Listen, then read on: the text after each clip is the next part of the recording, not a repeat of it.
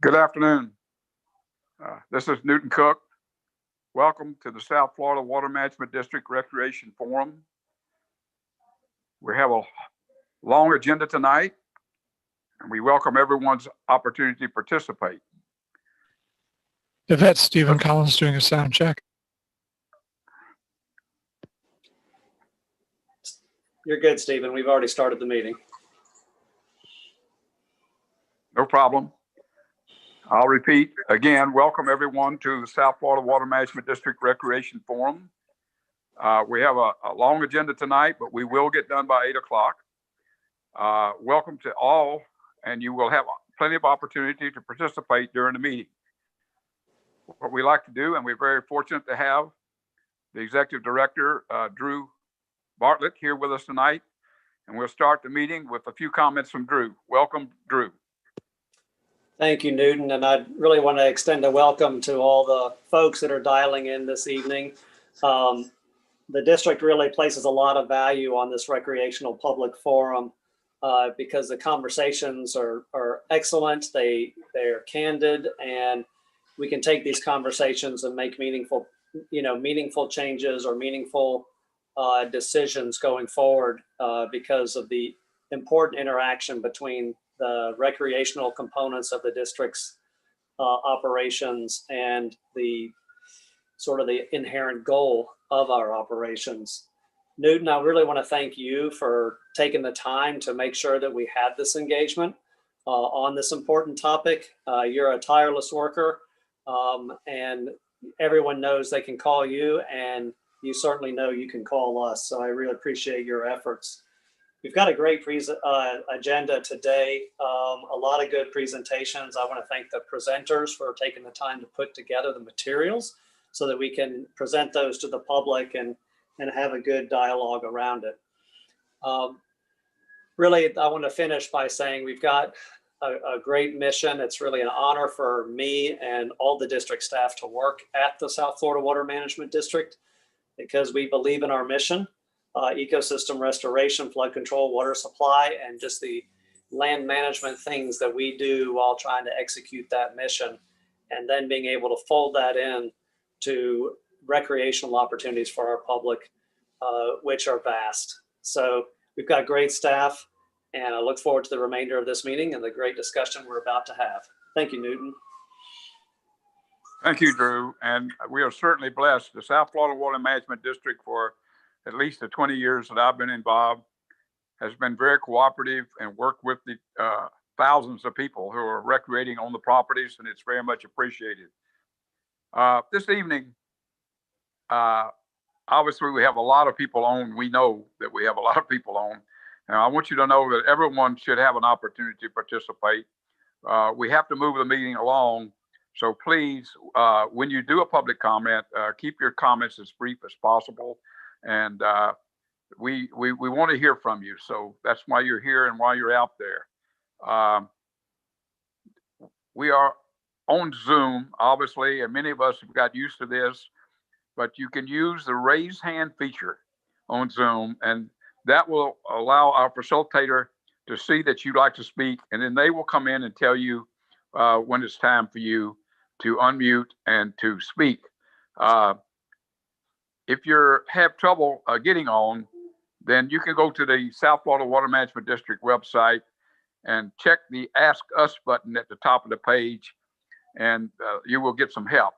Now, a lot of us, including myself, are using a phone to do this meeting. And if you have only the phone and not the Zoom, all you have to do is press *9, and that will raise your hand. And the facilitator will know that you would like to speak. And when they come to you, hit *6 to unmute so that you can speak. And then, of course, that also will mute you back again. We're going to do public comments after each presentation. So when the presentation is over, we will announce for public comments. And that is a time for either to raise your hand or to hit the *9. We will get out of here by 8 o'clock. We have been very good about that. I have a soft gavel, but we will move through the meeting as required. So let's get the meeting started. and we have an overview of the South Florida Amateur Astronomers Association. I have to say 100 times, this is my favorite stakeholder group, the stargazers. It's just incredible if you're a duck hunter like I am to be out in the middle of the marsh with very little or no light from the city and to watch the heavens. It's just an incredible sight to see, better than any fireworks show you'll ever go to. So I'd like to welcome our first presenter, Monroe Patillo. He's the president of the South Florida Amateur Astronomers Association. Welcome, sir, and you're on. Thank you for that introduction. And let's see if I click like that. There we go. The South Florida Amateur Astronomers Association was incorporated in 1966. We are a 501c3 nonprofit as of 76. Our focus is on amateur astronomy, education, and outreach. Our home office is the Fox Astronomical Observatory in Broward County's Markham Park. We work with schools, libraries, Boy and Girl Scouts, the general public, and astronomy or special interest groups. We are a member of the NASA Night Sky Network. We get educational kits from them and communicate our results. We work with the National Park Service, Big Cypress, to achieve their International Dark Sky Certificate. We provide a forum for like-minded amateur astronomers. We observe from dark sites in the Florida Everglades, being Harold Campbell, Big Cypress, and Dinner Island Ranch. We utilize special use permits to access these sites outside of their daylight-only operating hours. So the primary dark site we use is Harold A. Campbell Public Use Area. The procedure is we arrive before sunset, set up multiple telescopes with cameras and computers. We don't set out a lot of lights. After we're set up, we go dark. We take long duration pictures of one or more night sky targets, be they nebulas, globular clusters, galaxies, comets, etc. This can take many hours. When we're done, and depending upon the celestial event, it may take until sunrise, we take it all down and go home. So we're typically a one-night event. Our group size varies. It may only be a couple of people. If it's a big event, it may be a lot more than that. The usage is ad hoc. The weather in South Florida is not perfectly predictable. So if the weather is bad, even if we're scheduled to be there, we're not likely going to be there. If the weather is good and it's on the schedule, we'll probably have a few people there. Like I said, our recreational use is predominantly single night. When we need to do a multiple night kind of a star party thing, we'll reserve campsites as official reservations at Dinner Island Ranch or Kissimmee Prairie. So what we need at dark sites are basically dark. Need to be unobstructed view of the night sky, so we won't be doing it from inside of a forest. We need passenger vehicle access. We don't drive off-road vehicles or ATVs or 4x4s. It's typically, four-door coupe. Our night access needs to have no local hunting at the same time. We do realize there's a hunt calendar. So if we want to do a night event for multiple nights at a place like Dinner Island Ranch, we'll check the hunt calendar and do that when there isn't hunting at the same time. It just avoids unsafe conflicts. We need a dry space. We can't set up in swampy ground. We need to park the vehicles nearby because the equipment is heavy. So optionally, we'd prefer to have a paved road to get there. Most of our members are driving their personal passenger vehicles, so they may not take to roads that are too rutted out. Having a paved parking area like at Harold Campbell is marvelous.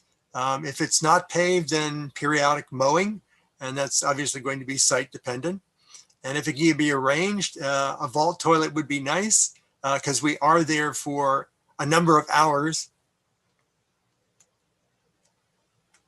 What we don't need, and people may want to provide us things, but what we don't need is buildings, because we do this outdoors, lights, because we do things in the dark. We typically don't need electrical power. When we do need power, we'll bring our own batteries, or we might bring a safe generator for use in that location. We don't typically need any on-site management. There's no take supervision because we show up, nobody's there. We do our astronomy thing and then we go and nobody even knows we were there. We don't need seasonal calendar management. We do work with the special use permit to arrange what dates we'd like to be there. But there aren't seasons for this. We don't need individual recreational use license administration since we're not doing anything that requires additional full-time employees. So far, there's been no need to individually license us. We need a minimal set of requirements to make astronomy a favorable early recreational activity. So if there are new sites to be managed, since we take very little to do, probably one step above birding, we'd like to be counted in early. So that's one of the reasons why we do this presentation periodically, is just to make sure everybody's aware of our existence and our also use of the facility. So we're always looking for new dark sites because light pollution and urban expansion is always growing and sort of locking us out of certain areas.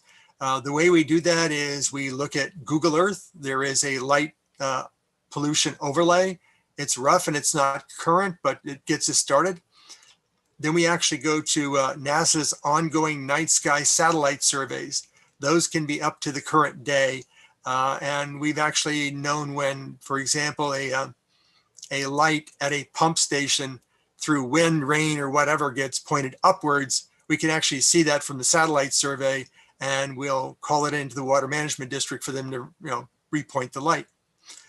We do exploratory visits to sites to get the most accurate data. We'll identify sites using what is known as a dark sky meter or a sky quality meter at various angles. And this is also the same kind of thing that the International Dark Sky Association does to check out their sites.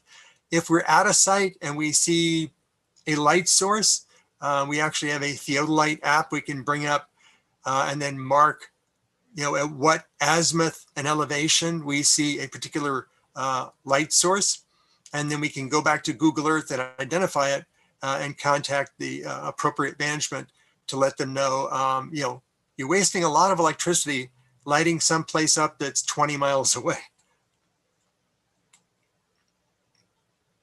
Here is a sample of one of our Google Earth plots. The big blue streak on the left side, that's the darkest part of the Everglades, and you can see it runs right up through Dinner Island Ranch. It sort of catches the eastern corner of the Big Cypress Seminole Reservation. If you look off to the right, you'll see Harold Campbell. And down in the lower right corner, you'll see FOX OBS. That's where the observatory is. And as you go from that red to tan to gold to green to blue, it gets darker. So Harold Campbell is nowhere near as dark as it is in the center of the Everglades. We used to have a spot we used along I-75 at mile marker 63, but then they put in a rest stop on the same side of the road that we used, and now it's all light polluted out. You can see the level of brightness that we can detect.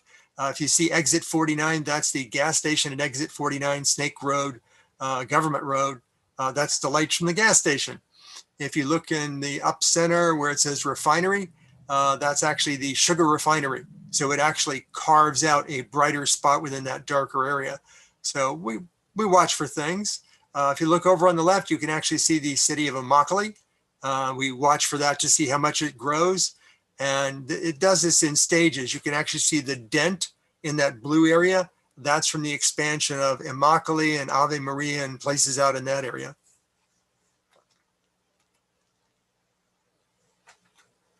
So we also would like to help where we can. If there are any questions that come up about astronomical events, we're a subject matter expert on amateur astronomy. We know what's going up in the night sky. For example, the conjunction of Jupiter and Saturn that is happening at the moment and will be low in the western sky for the next week or so. We work to coordinate our special use permits so that individuals don't have to work with water management to get special use. We do provide liability releases and insurance for when we go out to the dark sites.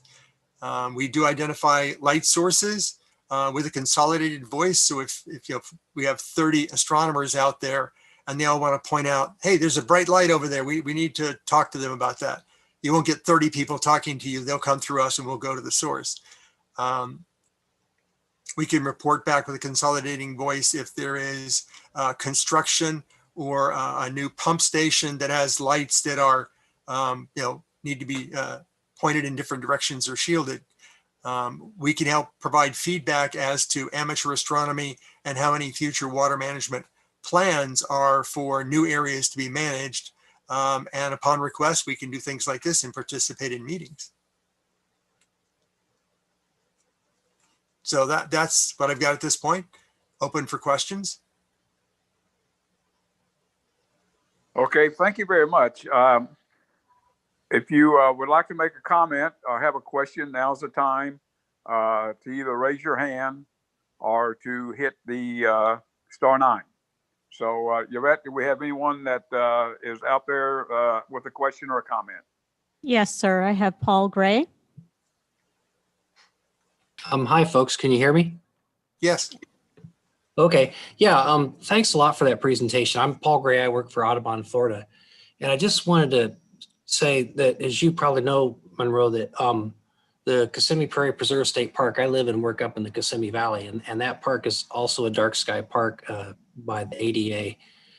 And it has drawn more tourists and visitors than our wildest imagination. I was talking to the manager out there this week, and with the Jupiter and Saturn conjunction and the Geminids, he said they're just swarming with people that want to come out and see the dark skies. So this is something that the public is more interested in than I even expected. And this is a great way to increase the public use of our natural areas, and also to help protect them from, the encroachment of light pollution and even noise pollution. We don't think about that as much as we should. And it has a lot of ecological implications too. So thanks so much for the presentation. Yeah, we've worked with a number of organizations with the state of Florida regarding Kissimmee Prairie. We worked with Big Cypress. We work with local communities. I know we work with the Collier County folks when they were putting in their light pollution management. Kissimmee Prairie is not managed by the Water Management District. It's a Florida State Preserve, but they really went all out. They actually put raised ground level platforms that were originally in swampy land, but they elevated them so that we could go out there on hard pack and set up.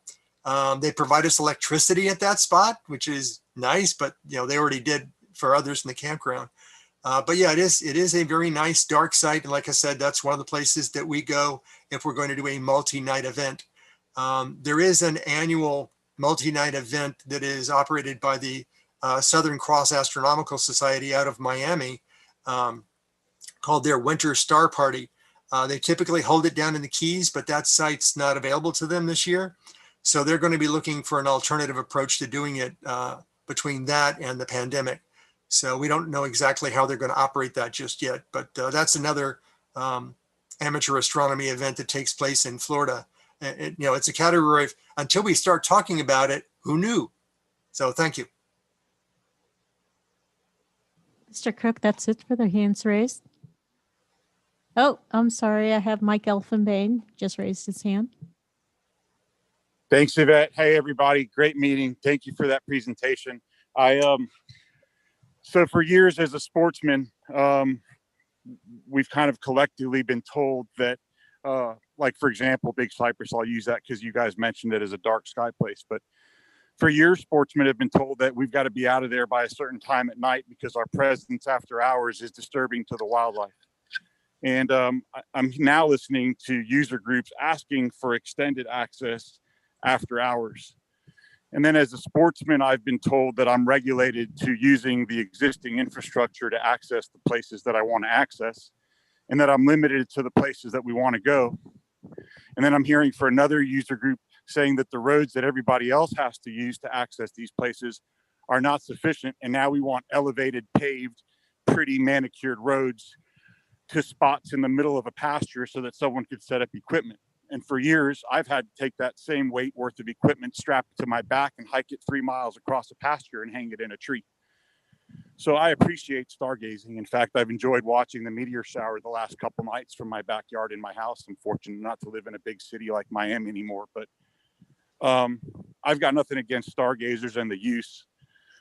What I kind of have an issue with is the double standards for one user group as compared to another.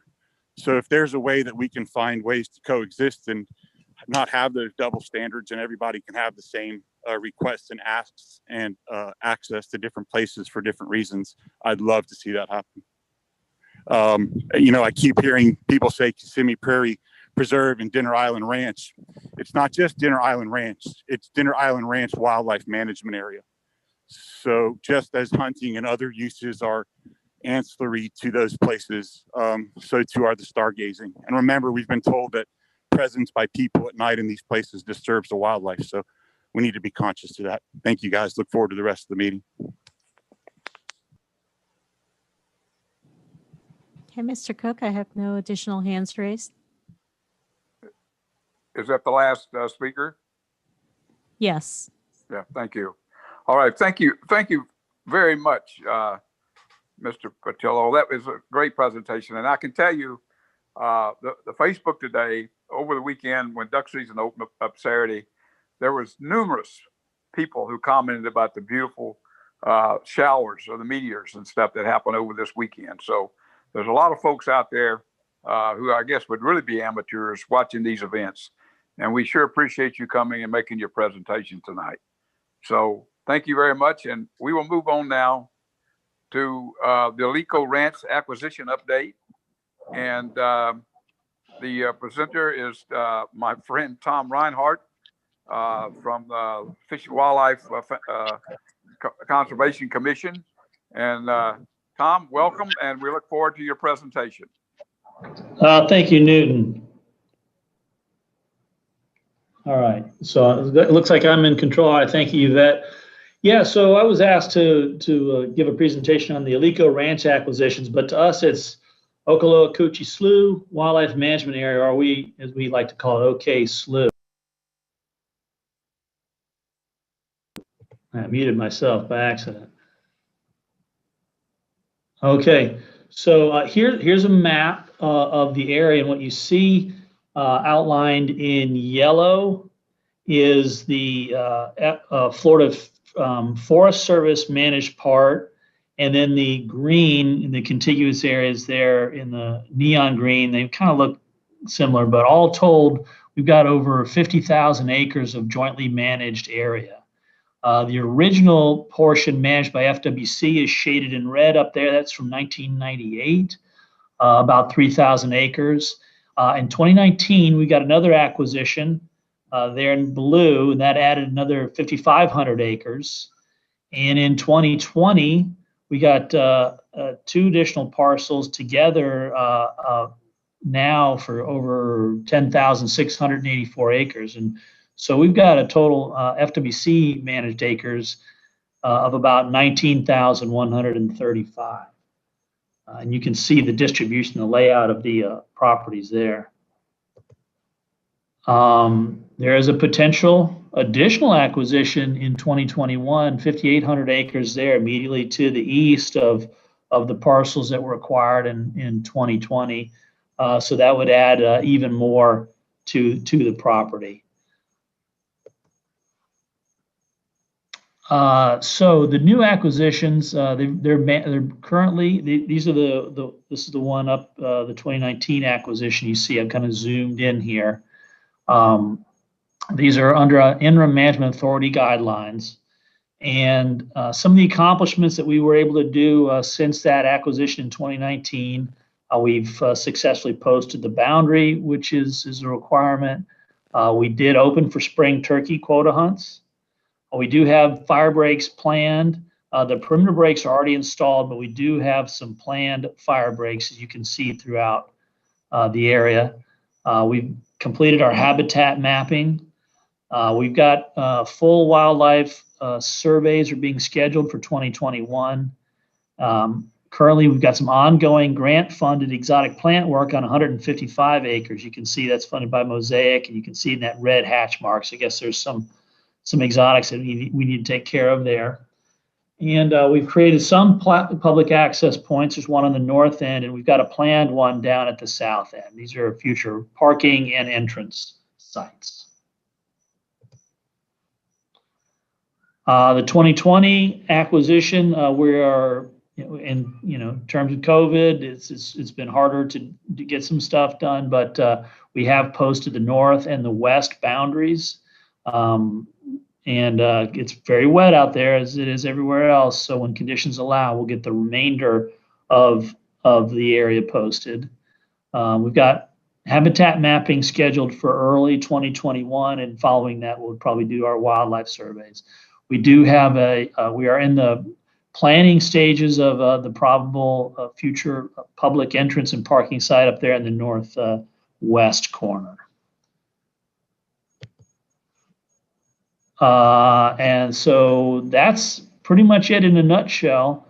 If you do have questions, you have the instructions here on your slide. So Newton, that's all I really had, and I can try to answer some questions if there are any. Thank you. Well, thank you very much, Tom. I think this is a very large area. It has fantastic potential for all types of public access and recreation, including hunting. And if there's anyone like that out there who would like to have a comment or ask a question, now's the time. Use the wave your hand feature or the *9, and Yvette will recognize you. Yes, Mr. Cook, I have Richard Martinez, followed by Mike Elfenbein. Hello, can you hear me? I can hear you. Thank you. Love it. Hi, I just had a question I had a couple questions regarding the section that was added in 2019. There's currently only a few points where it can be accessed.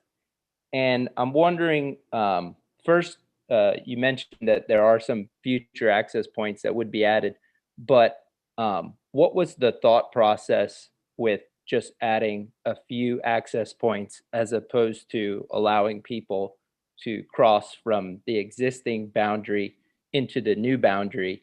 I know that there's a canal that runs along the trail, but what's the thought process in not allowing people to bring in a canoe or a kayak and cross that canal and go into that section wherever they wanted to explore?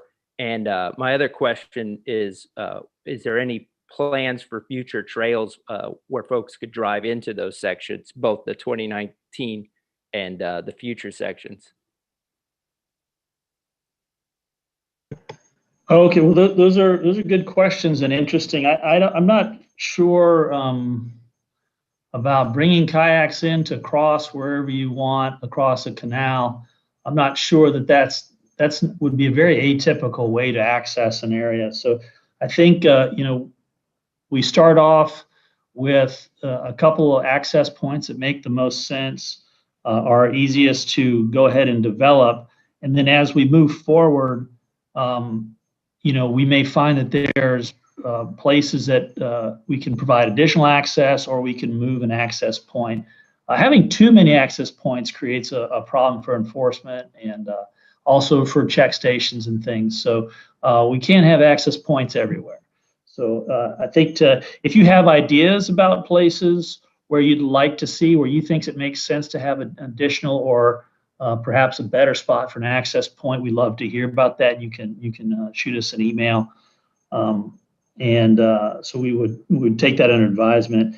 And then my understanding is, yeah, there are some future trails. I'm not sure the extent to which we will cut them or pave them or use fill or make them more than just a trail or a fire break. I don't think all of those fire breaks are going to become,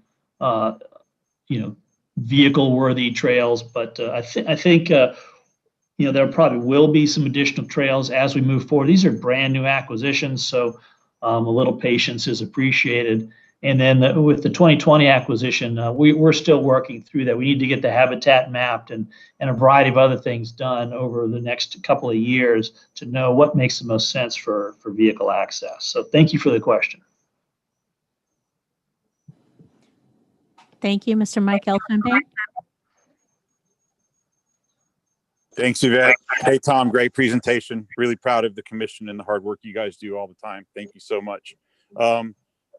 So my question is related to the south side, the newest acquisition that's in the process right now, south of Key Rye on the eastern border of OK Slough. Is that going to be accessible and open to hunting this coming spring gobbler? Question number one. And just a comment real quick to follow up on Richard's question is that I think there's some confusion. So access points are where vehicles can be parked, but OK Slough is by rule accessible anywhere on its border.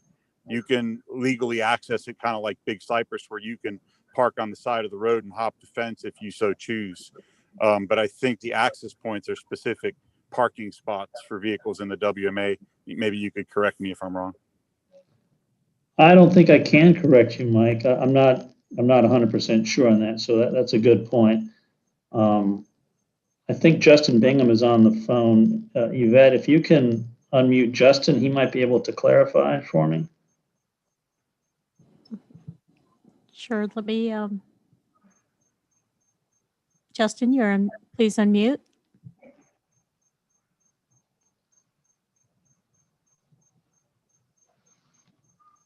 Justin, if you're using a phone, please *6.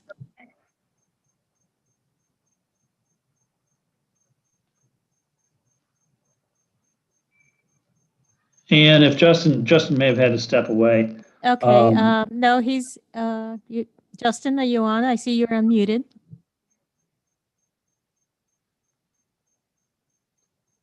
You might be experiencing a little technical issues. Justin, you are unmuted.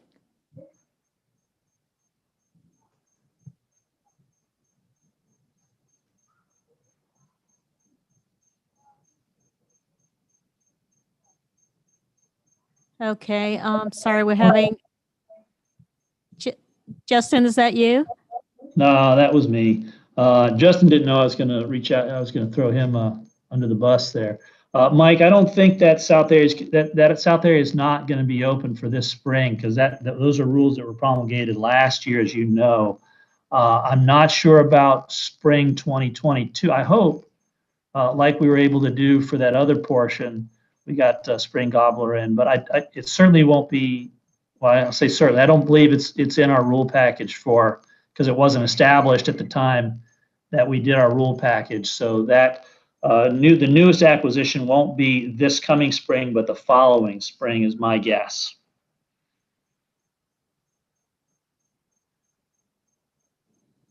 Okay, I have a telephone number ending in 6323. Next speaker.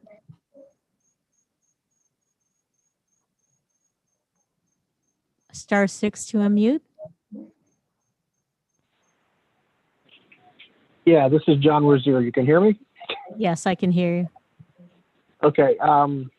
First of all, I just want to, as a representative of the ECC, I just want to express a gratitude that we've opened up more opportunities and more places to hunt and do other recreational activities in the area. So it's always a great thing that we're adding instead of taking it away.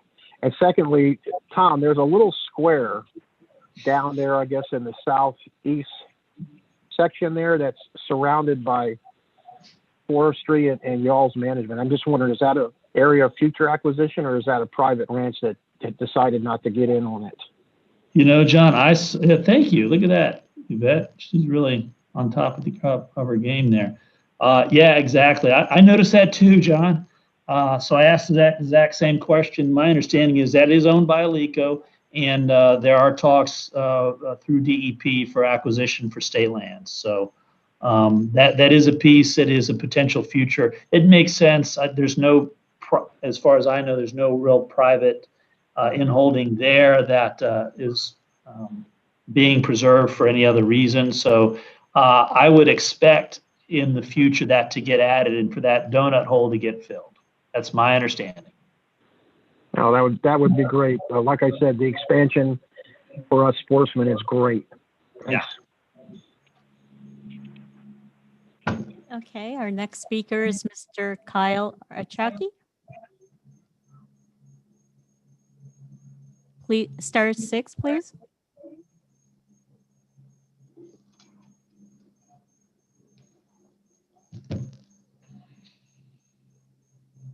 Mr. Achaki, if you can star 6 or unmute. Hi, can you hear me? I can hear you. Thank you. My question was, the wildlife surveys you're conducting, is that to determine additional quotas with this new land acquisition? And when would we see more quotas added? Well, no, yeah, that's for a variety of reasons. It's not just game species. It's a variety of things, but it helps inform us as to what's out on the landscape, and it may help us with quota for the purposes of establishing quotas. Yeah, absolutely. But we also need to get just a lay of the land and understand what the habitats are, number one, and then followed up with directed wildlife surveys and help inform us on what the populations look like. Yeah, absolutely. Thank you. Our next speaker is Mike Melton. Hi, can y'all hear me? Yes, we can hear you. Yeah, hi. Good evening. Just thank you for putting on the presentation, and I appreciate the expansion of the OK Slough. If anything, it speaks to the success of the Florida Forever program, and with all these acquisitions. And I also appreciate opening up the turkey hunt in the newly acquired track. And I'm looking forward to more hunting opportunities on these other acquisitions in the future. Thank you. Great. Thank you, Mike. Thank you. I have Mike Elfenbein. That's me. Thank you. So I just wanted to follow up. I didn't realize I got unmuted before, but so last year, the stuff on the north side, Tom, was what they told us was called a soft open. So the acquisition occurred and spring turkey was allowed last season on that piece acquired in 2019. I just and I know that FWC sent biologists here to post the new stuff on the south side. I just wondered if that same soft opening that we experienced last year was going to occur this year too. I don't, Mike. I don't think so. But if that's different, you'll be the first one I call. Okay.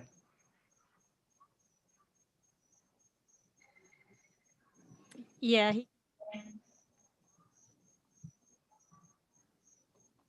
Okay, that's it for the raised hands. Okay, is that our last person that spoke, correct? Correct. Mike was the last person. Very good. Thank you. Thanks for everybody who came in on the public comments there. This property is an incredible place. I think it was probably about 7 or 8 years ago when the first presentation was made on the possibilities of what could happen with the Alico property. And quite frankly, if that property looked the way it did in those days, and if it's managed like Dupree, with some real good management, land management, it could be a real treasure. I had Dupree just the other day, and I want to tell you, I'll say this again, I have never been on such a beautiful place in South Florida. I mean, the deer are standing. You see a tremendous amount of wildlife, and I happened to shoot a few squirrels to take home to cook for supper that night. But the fact of the matter is, these properties, when managed by the FWC and the district, they just can be treasures. And this particular property is one of those. So, Tom, thank you very much for your presentation. Years ahead, there will be people talking about what we're doing today to make this property available to the public. So thank you very much. Our next presentation is the Indian River Lagoon South Restoration. This is the C23, C24. and the C-44 operation that's been going on again for a number of years. And these are another properties that are incredibly nice. Now, C-23, C-24 is just a bunch of old orange groves. That's the way it was originally. And again, I think Jerry Crimson and I went out there and looked at this about 12 years ago, and it did not look like a lot. But you would be shocked at how many people call me and tell me what an incredible piece of property this C-23, 24 is, and how much recreation opportunity there is out there. So we have Beth Kavinsky, who's the lead product manager on that. And I really look forward to her presentation. And thank you for being with us, Beth. Thank you, Newton. Hi, everyone. Yes, I'm going to provide an update on the design and construction of the C-23 and C-44 components of the Indian River Lagoon SERP project. And first, I'll provide a little primer of what is included in the overall IRL South project, and then we'll get into a little bit more detail on the schedule, design, and recreational overlap of the projects. I'm hoping this works. Okay. So we've divided this project up into two phases. Phase one is essentially the structural components, including the C-44 reservoir and stormwater treatment area, which is currently under construction. The C-23 to C-44 interconnect, which connects the C-23 canal with the C-44 reservoir. The C-23-24 reservoirs and stormwater treatment area, along with the northern diversion, which takes some of that water and shunts it toward 10 Mile Creek and the North Fork. And then finally, the C-25 reservoir and stormwater treatment area, currently looking at land acquisition for that. Then the phase two components are the non-structural components that include the about 92,000 acres of natural water storage and treatment areas, some of which I'm sure this group is already familiar with, the Alapata complex in the C-23 basin, for which we've acquired about half of the estimated land, the Cypress Creek complex in St. Lucie County in the C-24 basin, and then the Palmar complex south of the C-44 that includes lands in both the C-44 basin and the South Fork basin of the St. Lucie. And then additionally, there's a North Fork floodplain restoration, which includes reconnection of oxbows in the floodplain of the North Fork. And then finally, muck removal from the estuary itself and artificial habitat in the estuary. Okay, so the C-44 project is located in, let's see if I can, Martin County, central Martin County. And now the turnpike is on the east. Florida State Road 710 is to the west and south. This is about 12,000 acres. In the C-44 basin, again, on the north side of the C-44 canal. And its layout is, we're looking at a 3,000 acre reservoir on the west side of the project, and then about 6,400 acres of stormwater treatment area divided up into 6 separate cells. The purpose of this project is to capture water from the C-44 canal with the S401 pump station, attenuate that water in the reservoir, and then release it through the 402 structure at a normal rate of about 600 CFS.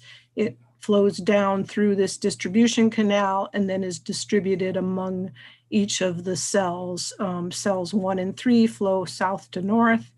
Cell 2 flows north to south, and then cells 4, 5, and 6 flow from west to east.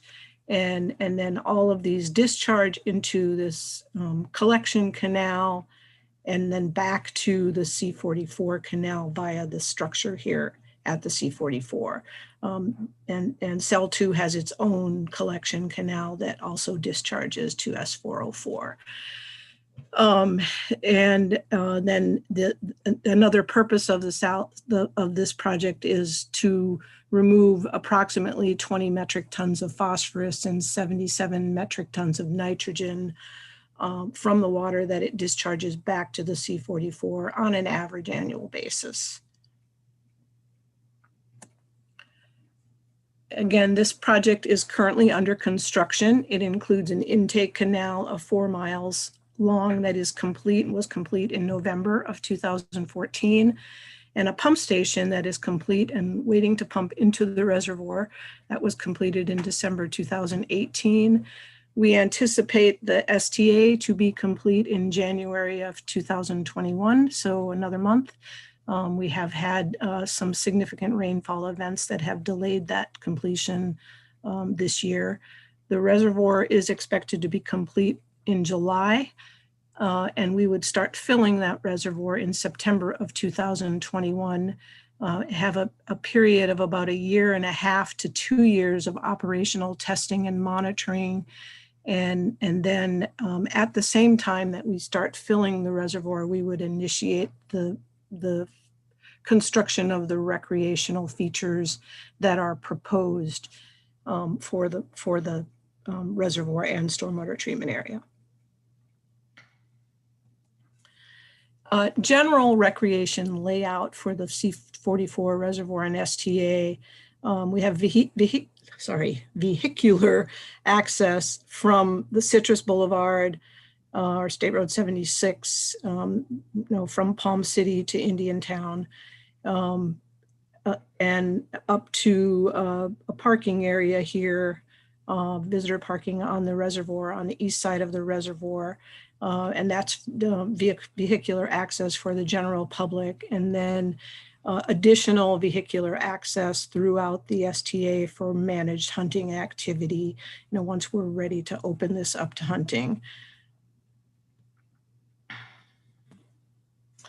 Again, a number of areas are proposed, some shelter and signage, about 3 different types of shelter and signage. Some will be just pavilion type structures with benches and signage. Some will be just with a bench, no signage, and then others will be just sign kiosks. And as you can see, these are kind of planned for various areas throughout the STA, in addition to the large parking area here on the reservoir.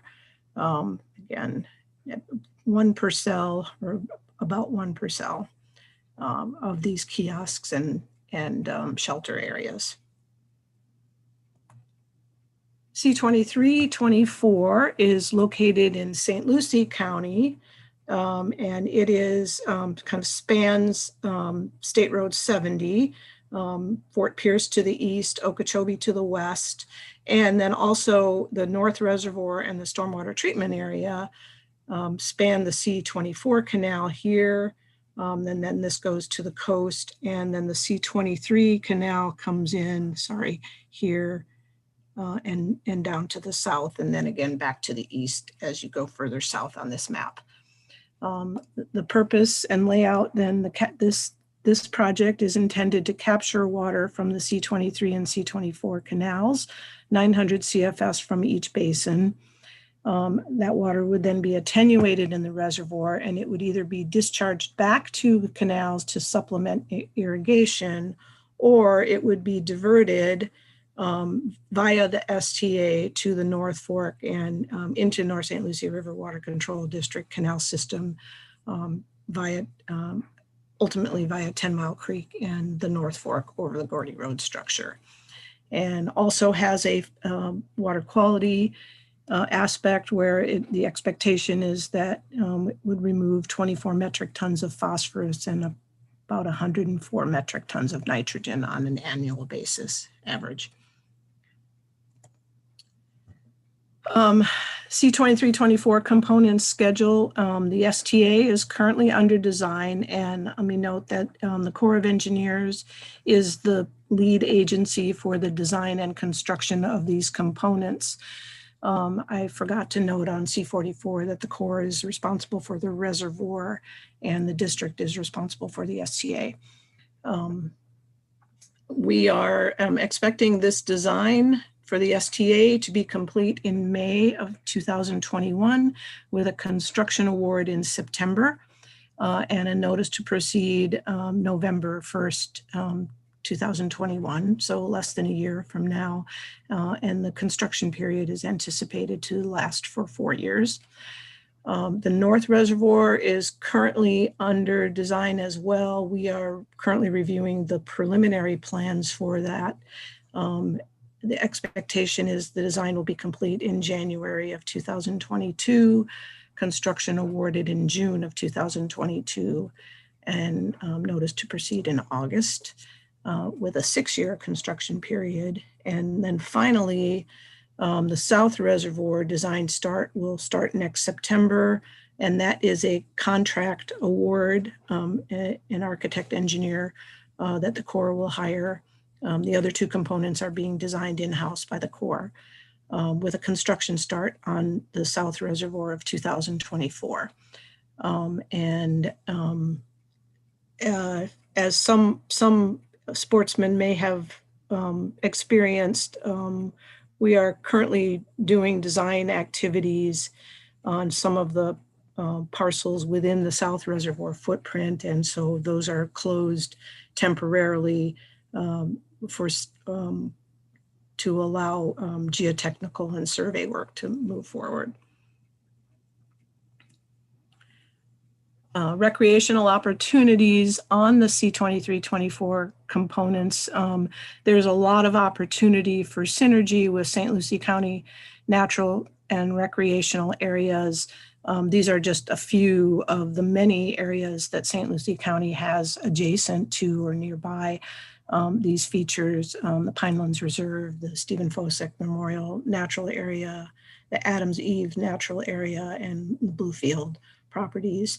And we would anticipate accommodating nature-based recreational activities similar to our other constructed features, nature observation, hiking and bicycling, managed hunting and fishing, and then interpretive kiosks and providing parking for these activities. Okay. I think that's it. Oh, thank you very much for the presentation. And this is another one of those projects that are looks out into the future, and certainly an important project for the area for helping with the Indian River Lagoon problems with the nutrients. Anyone out there who has any questions, now's the time. *9 raises your hand if you're on the phone. And of course, raise your hand if you're on Zoom. And Yvette, it's over to you. Thank you. Yes, I have Nyla Pipes, followed by Richard Martinez.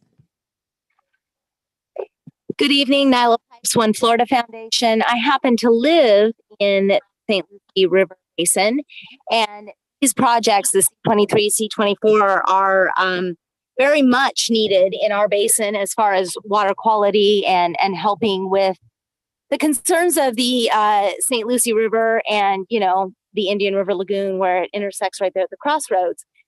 That being said, I want to continue to encourage every opportunity for access that we possibly can.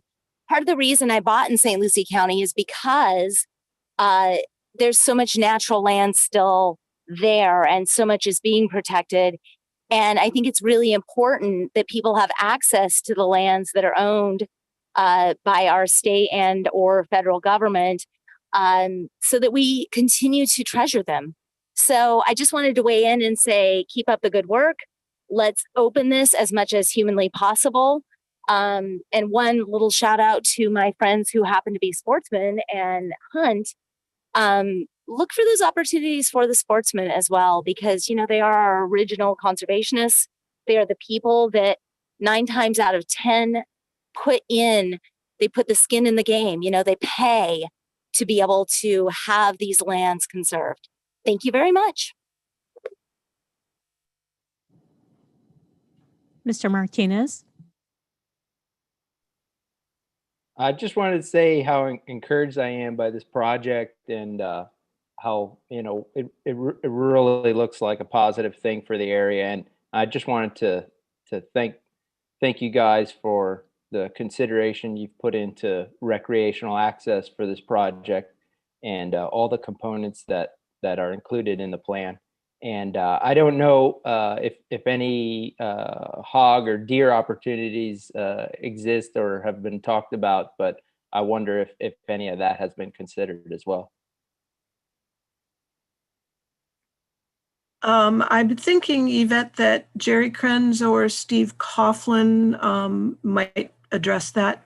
I mean, certainly I think it's something that can be considered. I don't have the answer. Steve? Or Dan, would you like to unmute, please? Yeah, this is Steve. We'll certainly be taking a look at all the different opportunities that are out there available, whether it be waterfowl hunting or hog hunting or deer hunting, once we get closer to project completion. And we'll present that information back at a future Recreation Forum meeting.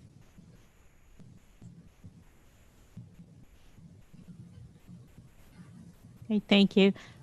The next person I have is Tom Van Note. Thank you very much. I want to thank the district for opening up this forum again, and Newton for all you do. Nyla pretty much stole all my thunder. This water storage north of the lake is much needed. I'm sorry, Tom Van Note, South Florida Chapter SCI, current president. It's the importance of doing the work north of the lake is unbelievable, and I just appreciate you guys moving forward and the speed you're moving forward, and add my sentiments to what's been said previously about opening up for all sportsmen, including hunters and fishermen. Thank you very much for the forum. I appreciate your time. Thank you. Mr. Cook, I have no additional speakers. Very good. Well, thank you. Thanks for all the folks who commented. And these projects take decades, a lot of them, and most of us have become used to working through the time factor, and we have great cooperation from the district and also from the counties and the state on these projects, and it's very much appreciated. So let's move on to the Kissimmee River Restoration Project update. It's easy to say Kissimmee River Restoration Project update. Do you realize this is probably the second largest restoration project in the whole world? And it's just been a fantastic success for over the long period of time. And Michelle Ferry, I hope I pronounced that right, Michelle, has been one of many staff people who have been a part of a great success story. And then someone needs to write a novel about the Kissimmee River Restoration Project. So Michelle, you're on board. Thank you for being here.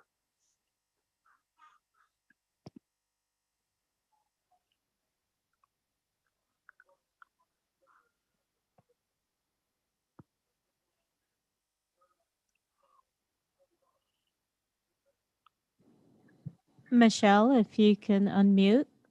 Thank you. I got it. Thank you very much, Yvette. And thank you, Mr. Cook. I was asked to give an overview of the latest construction on the Kissimmee River Restoration Project. As Newton mentioned, this has been a very long-term restoration project, and I'm very happy to say we are nearing completion of construction on the project.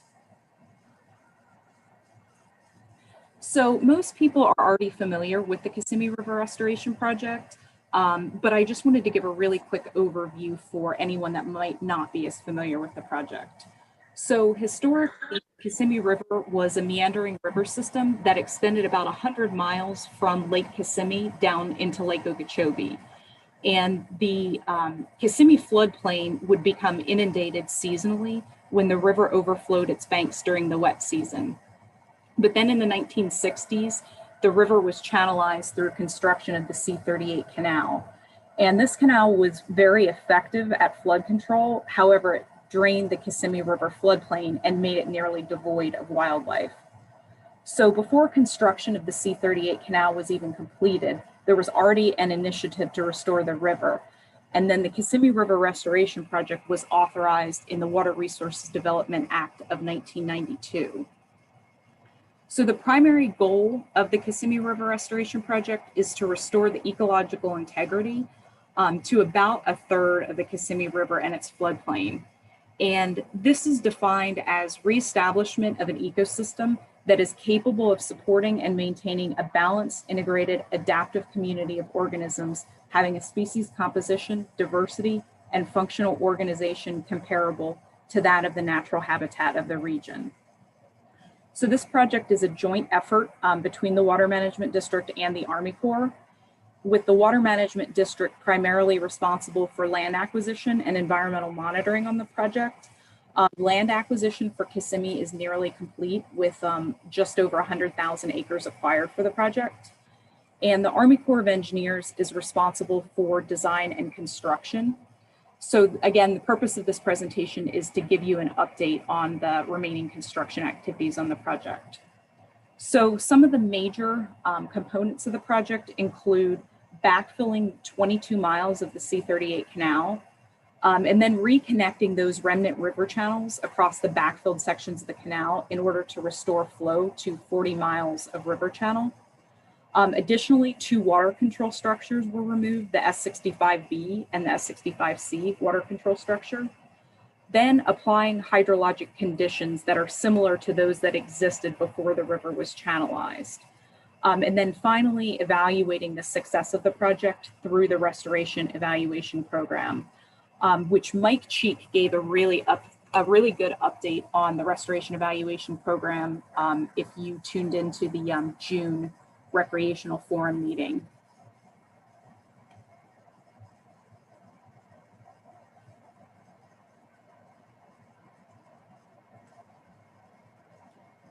So the 2 maps on this slide show some of the major construction features divided up between the upper basin and the lower basin. And the division between those 2 basins is State Road 60, which is just around the outlet of Lake Kissimmee. So it's shown here on the upper basin map and shown here on the lower basin map. So some of the major features in the upper basin included widening and dredging of some of the upper basin canals, specifically the C-35 canal, the C-36 canal, and the C-37 canal. Other major construction features included some levee modifications, for example, the Bronson levee and the Rolling Meadows levee. The lower basin construction activities are the ones that I think most people are familiar with for the project, since they include the major restored section of the river. So they include Reach 4B, which was completed in 2010, 4A, which was completed in 2007, Reach 1, which was completed in 2001, MacArthur Ditch Backfill, which was completed more recently, 2017, and then the downstream end of the project, which are the recently completed and ongoing construction areas. So Reach 3, which is this area here, that was completed in June of this year.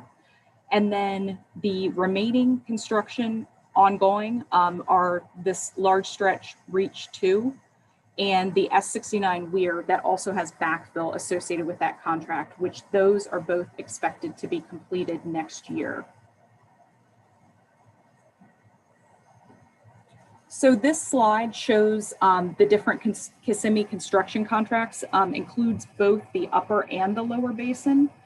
And there's about 31 total contracts over the history of Kissimmee. And the only 2 remaining are ongoing, which are Reach 2 backfilling, like I mentioned, which is contract 10, and contract 12A, which is S69 Weir construction and canal backfilling. So this map shows those 3 major ongoing and remaining construction contracts in the lower basin. So Reach 2, which is this large stretch here, Reach 3, like I mentioned, which was recently completed, and then the S69 weir and backfill repairs. And just for orientation, this road here is Highway 98.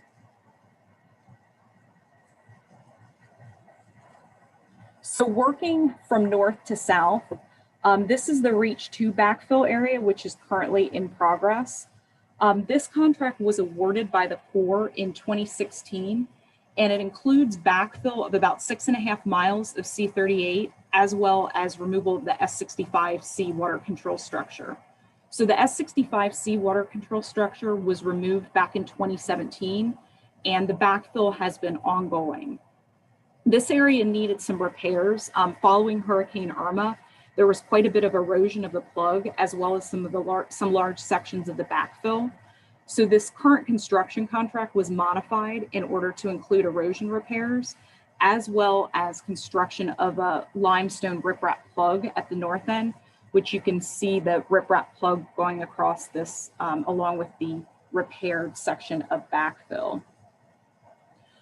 This contract is currently suspended. It was suspended for the duration of the wet season when conditions got too wet to allow the contractors to continue. However, the Corps expects that the contractors will remobilize in January in order to complete the remaining work. And this contract is expected to be completed in May of next year.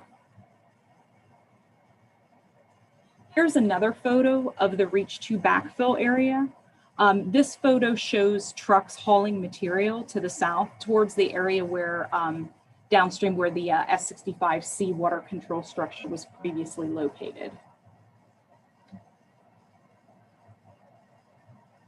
Now moving to the next area to the south is the Reach 3 backfill area. And this contract was actually originally completed in 2016. There was a high water event that caused severe erosion of the plug as well as the newly placed backfill. The high water event occurred immediately after the backfill was placed, prior to the backfill being vegetated and stabilized. So once the plug was compromised, there was quite a bit of erosion through the backfilled area of the canal. So as a result, the Corps ended up issuing a new construction contract in 2019 in order to repair the plugs in the Reach 3 area, as well as the backfill that had eroded. So here's a recent photo from April of this year. This shows the northern plug and the backfill work that was completed back in June. And the Corps is currently awaiting the final deliverables from the contractor. And then once they receive those, then this feature is going to be transferred over to the Water Management District. So this photo shows the Reach 3 north repairs, and this is looking upstream from the, towards the US 98 bridge. Here's another photo of the Reach 3 repairs. And so again, here's the Highway 98 bridge, and this is looking downstream to the south to the backfill repair area. So moving farther south down to the S69 weir construction area. The S69 weir contract was awarded by the Corps in September of 2017, and construction in this area began in 2018.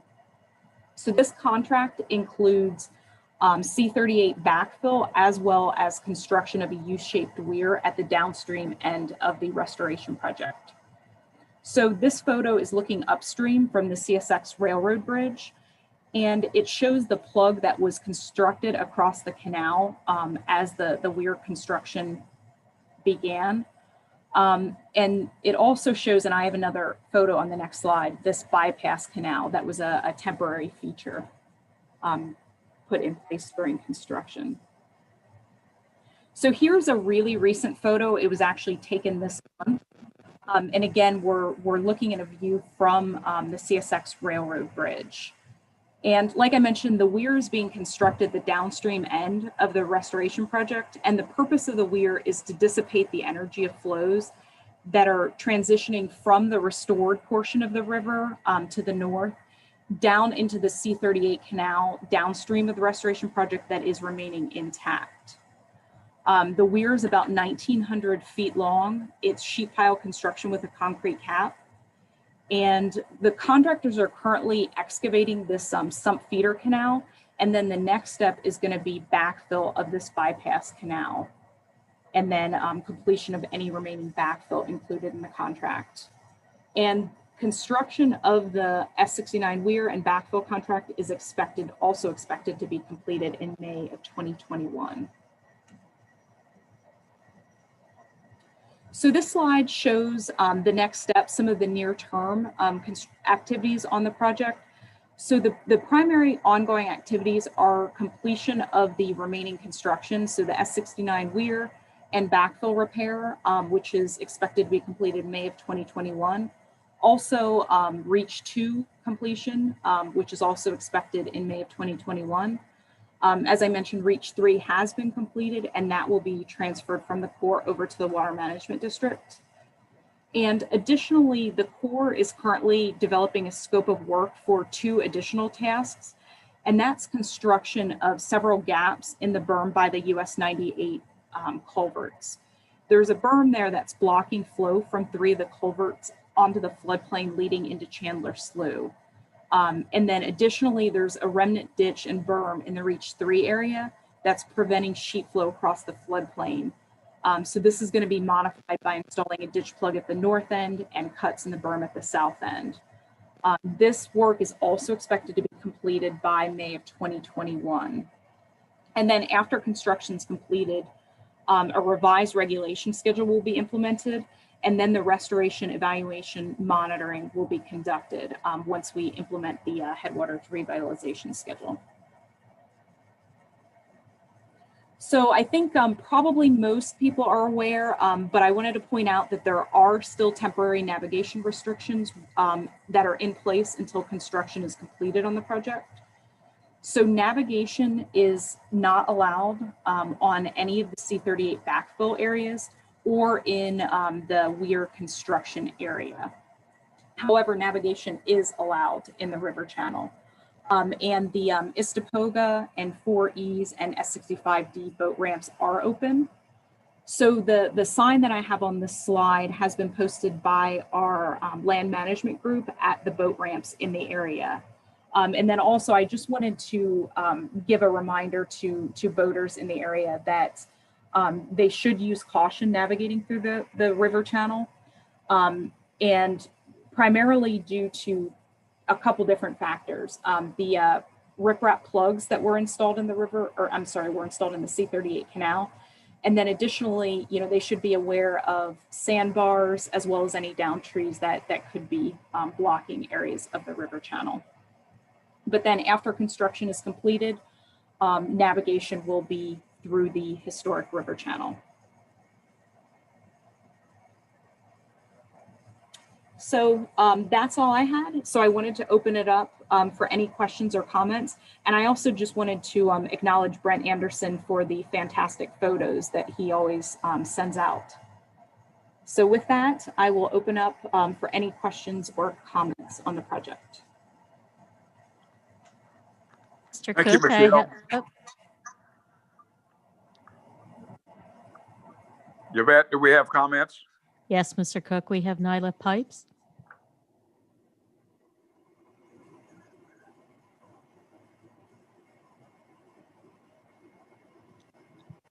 Hi, everybody. Sorry for the delay. This is Nyla Pipes. Can you hear me?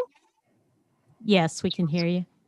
Fantastic. I'm out in the field today and just driving home. So I just wanted to say that restoration of the Kissimmee River is one of the most important projects that we have on the books long term to help with what we're all facing as far as water quality and quantity concerns, you know, throughout the entire region. That being said, you know, I have a fond spot for the Kissimmee River, having spent some time that direction. And I will tell you, the restoration so far is just beautiful. You can really see what the river used to be and the direction that we're headed in the future. So I just want to take this opportunity to say thank you. I believe that our habitat is going to just really rebound. particularly in the area of the restored Kissimmee. And I'm looking forward to celebrating when we finally have that celebration that we're done with this project. Thank you so much. Thank you, Ms. Pipes. Next is Matthew Burke.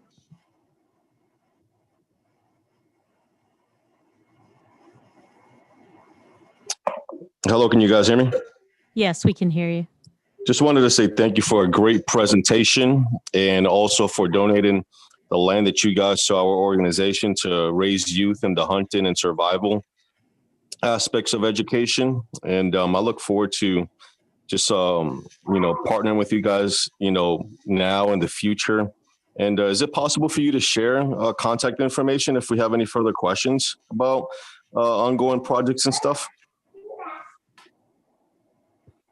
Sure. Yes. I guess, Yvette, would I do that through you? Yes, I can send it to Mr. Burke. Mr. Burke, my email address is Y, and I'll contact you offline and share that information. Thank you. You're welcome. Mr. Cook, I have no additional speakers. Thank you very much. And, I'm Michelle. sorry. Hold on. Mr. Joseph Richter just jumped in.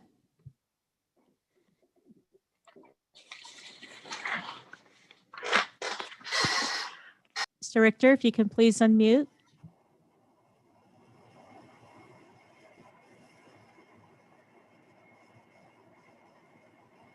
You're still muted. Hi, I'm sorry. This is new to me. It's okay. My question is on Paradise Run. Is there a time frame when that's going to be allowed public access in there?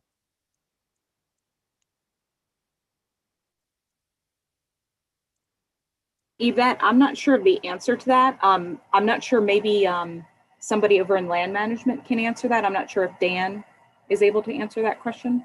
It is? Yeah. Yeah, this is Steve Coughlin. I can address that question.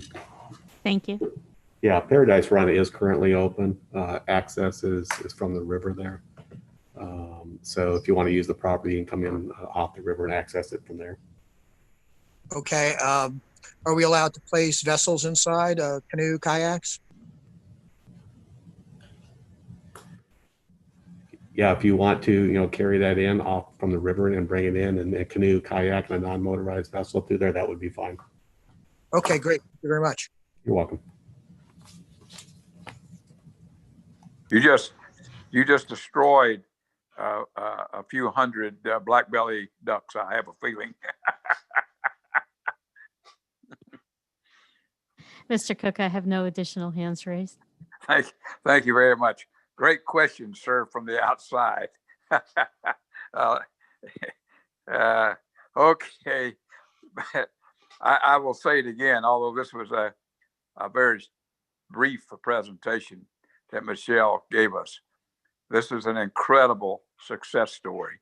And I have a real problem with so many people who are critical of the district and the Corps and the FWC, who do not realize the success stories that we're having with the incredible staff and engineers and of course the public for paying taxpayers money to do these projects. And it is just so much appreciated and very much appreciated by the public when they're able to go out and recreate on these projects. So our next presenter is the Gardner Cobb Marsh Restoration Project update. And we have Jim Schulte, who's a section leader. And here's another person who's dedicated himself to land management of these restoration projects.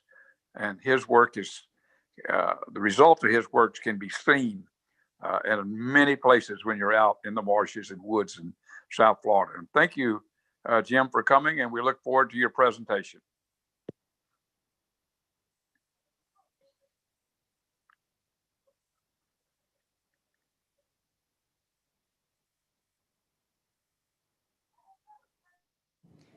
Jim, we can't hear you. Please unmute. There you go. How's that? Sounds good. Thank you. Thanks, Newton, for some kind words there. in keeping with the theme of tonight, I guess, is I'll give you an update on the Gardner Cobb restoration project that we have going on. And Gardner Cobb is 11,000 acres, located just south of Kissimmee, a little bit west of the Turnpike. And as you zoom into that little yellow star there, you can see it's kind of bounded by Lake Hatchnahaw, Cypress Lake, and Lake Kissimmee. Used to be a hydrologic connection amongst all those, but back in the day, it was ditched for previous farming and ranching efforts out there. It was acquired about 20 years ago to support the Kissimmee River Headwaters Revitalization Project and is part of the Kissimmee Chain of Lakes Wildlife Management Area. And that's open to public recreation, including airboating, and is managed for hunting by the Florida Fish and Wildlife Conservation Commission. The district has it leased out for light cattle ranching right now. And we're going to look at this area kind of on the eastern side of it. That's where the current efforts for the restoration are going to be concentrated. So this restoration, the main purpose of it, the main goals of it is to enhance the wetlands by reducing the water drainage from the property through those ditches that were made. And it employs ditch plugs and filling of old ditches. Expected to restore about 6,000 acres of overdrained marsh and wet prairie back to floodplain habitat.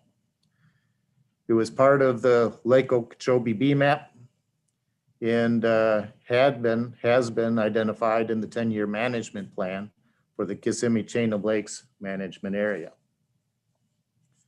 So specifically, we'll be looking at placing 5 plugs in the ditches out there. That'll force the water out of the ditches and out into the floodplain. And we'll also be putting in 2 pipe crossings, culverts there that would help the water to go through the floodplain instead of back into the ditches again.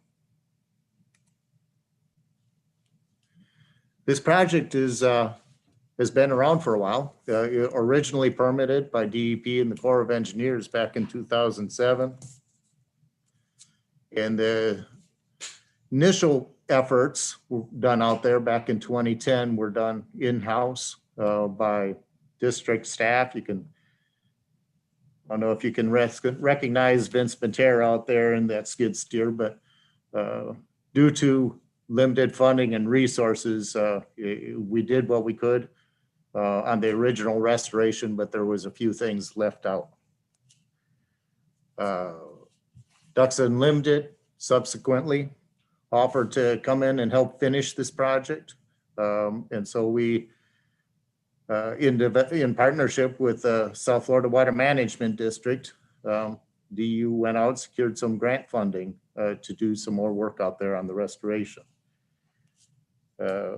We got a partnership agreement signed at the end of June, and Ducks Unlimited went ahead, updated the design of the project. The district, Water Management District, secured the additional permits, updates that were needed. The project has been bid out and is ready for construction. This give you a little update. If you don't know about Ducks Unlimited, it's a very large international nonprofit conservation organization. Started back in the Dust Bowl days of 1937. And also want to do a shout out to Emily Purcell. I see she's on the presentation here, and her crew up there, their Ducks Unlimited crew up there in Charleston, South Carolina. It's been great working with them and look forward to a great project with them. Ducks Unlimited has a few projects going on in their investment in the conservation of Florida. kind of separated into land acquisitions. They've done some acquisitions in the Headwaters Refuge, St. Mark's Refuge, and you may have heard of a recent little acquisition of about 27,000 acres of the DeLuca conservation easement.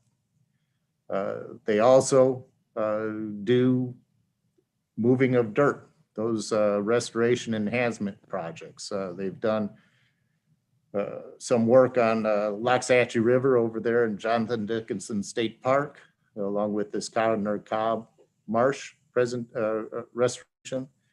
MK Ranch, which is up there, Apalachicola, and Merritt Island Refuge, along with a few others throughout Florida. If you're interested in any of these other projects, let us know and we can put you in contact with Emily up there in South Carolina.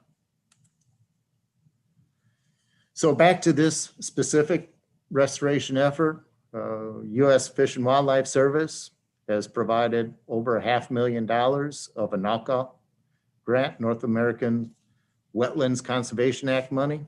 Ducks Unlimited provided $1,000 in-kind match. And more importantly than that, they were the ones to make the application for this NACA grant secured, and they will be administering that grant.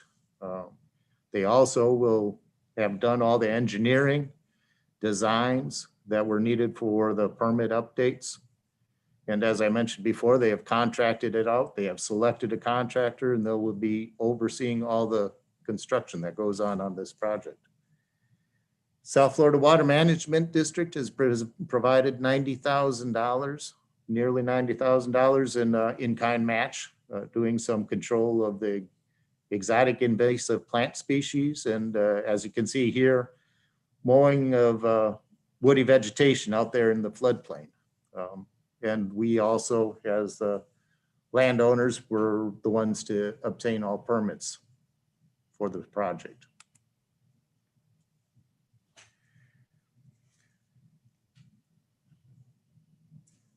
So the schedule for this, the construction company is on board, the permits are secured. We're waiting for the water to go down and the dry season to come along, and anticipate starting the work as soon as the water allows us to, and finishing it before the water prevents us from continuing. So this should be done before July of 2021. Water Management District will be helping Ducks Unlimited with field access and surveys.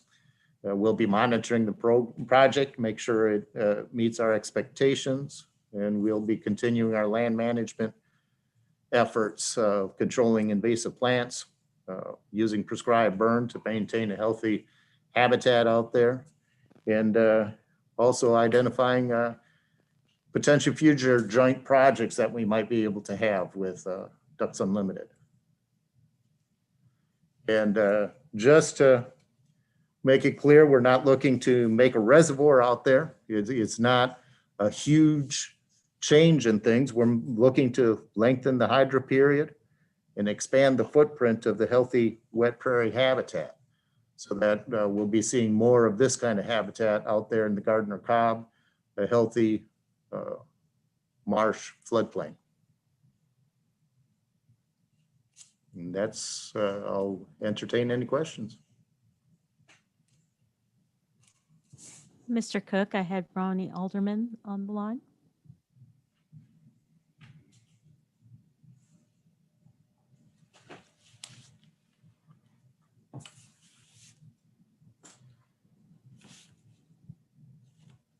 Thank you very much.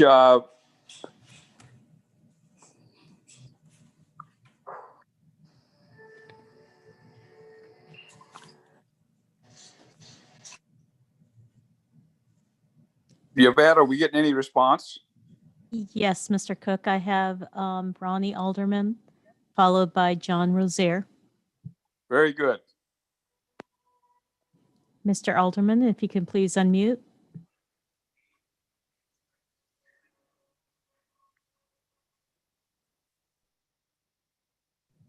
You're still muted.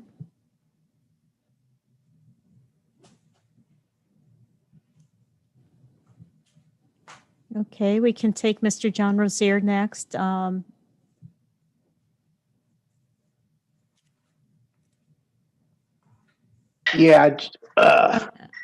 Okay, Mr. Rozier, is that you? yes. Okay, thank you. I just want to say this is a perfect example of sportsmen reaching in their pocket by buying licenses, management stamps, and everything else, and helping conserve and make something better than it was. And unfortunately, we don't ever get this kind of credit, you know, taking that money out of our pocket. So I just want to say, and of course, Ducks Unlimited, you know, is the big driving factor in this. But they're hunters, and we have such a bad name being a hunter that it's just amazing how much we do across the country. But this is a prime example of us reaching in our wallet, helping, and getting something done and making an area better than it was and back to a more natural state. So, and hopefully the water does go down enough so they can actually start on this. So thank you. Thank you. Mr. Alderman? You're still muted.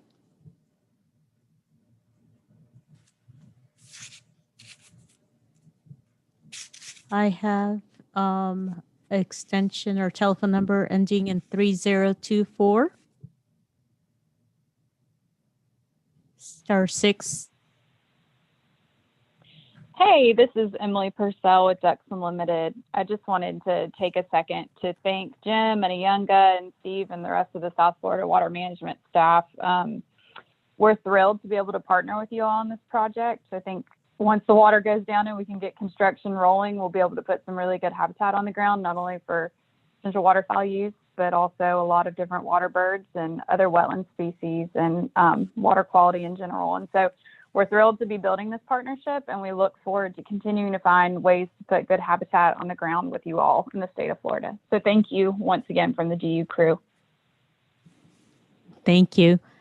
I have Mr. Paul Gray. Hi, thank you.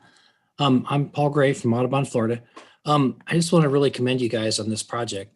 And one of the things about the Kissimmee River restoration is we talk about restoring the floodplain of the river and getting 20 or 30,000 acres of wetlands back.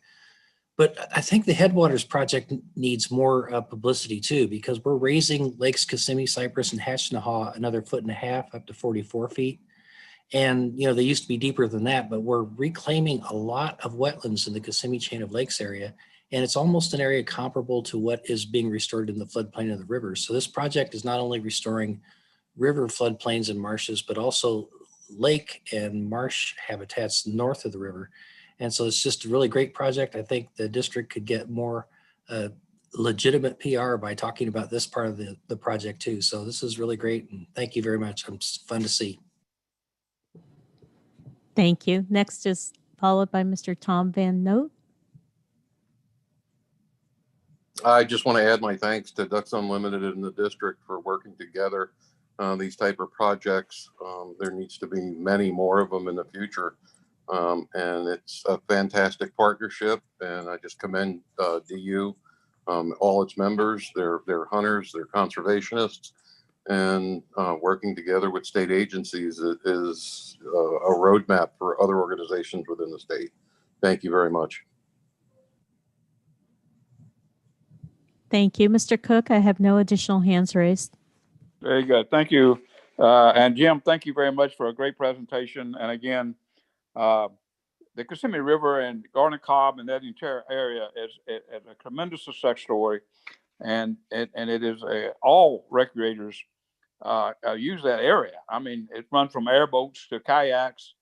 It runs from bird hunters to bird watchers, camping, tremendous amount of recreation in that area. And the district and the Corps is to be congratulated for the work they're doing.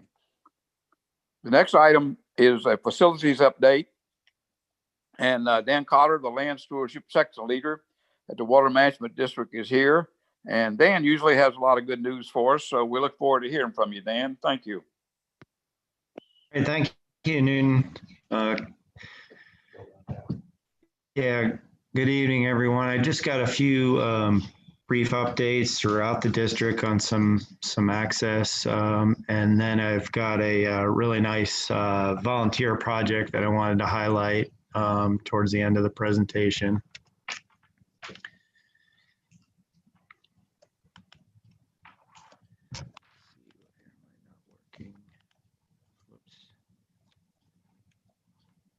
Sorry about that. Okay, first area is in southern Palm Beach County. This is the Loxahatchee Refuge. To alleviate high water conditions in the central Everglades, temporary pumps were installed right down where you see that star at the bottom of the refuge, on the levee there in between the refuge and Water Conservation Area 2A, just to the west of the S39 structure. There's 4 boat ramps that provide access into the refuge on the south end there. Those pumps, the temporary pumps, will close down 2 of those ramps. The pumps are in place, but the other 2 ramps that are just to the east of the pumps are still accessible. So we'll keep you updated when those pumps come out. There'll certainly be another notification by the district. Okay, now we jump to the Kissimmee River area. This is up north, just south of State Road 60 and just south of Lake Kissimmee there. On the east side, we have property that's referred to the Blanket Bay Marsh. I brought this up a couple meetings ago. We want to, what we just did was had the complete boundary line there that you see in yellow surveyed. It's approximately 5 miles. That's complete. And then the next step into the dry season will be to install a boundary fence there. And I bring this up because the future plans is once we have that fencing in is we'll work with volunteers and of course our staff and install boundary signage there, airboat signage as we've done in the past on other areas of the river, and then work with the volunteers groups to remove some of the old fence posts and debris in that area where you see those arrows of Blanket Bay Marsh.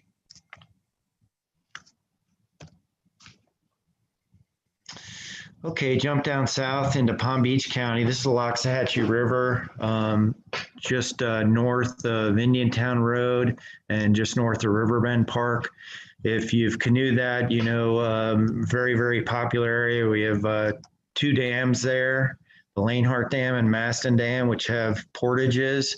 The one that I show the arrow to, the Maston Dam, which is in the picture, those current ramps there are closed. The tiered stairs there into the portage are still accessible, but the ramps that you slide your canoes up are currently closed.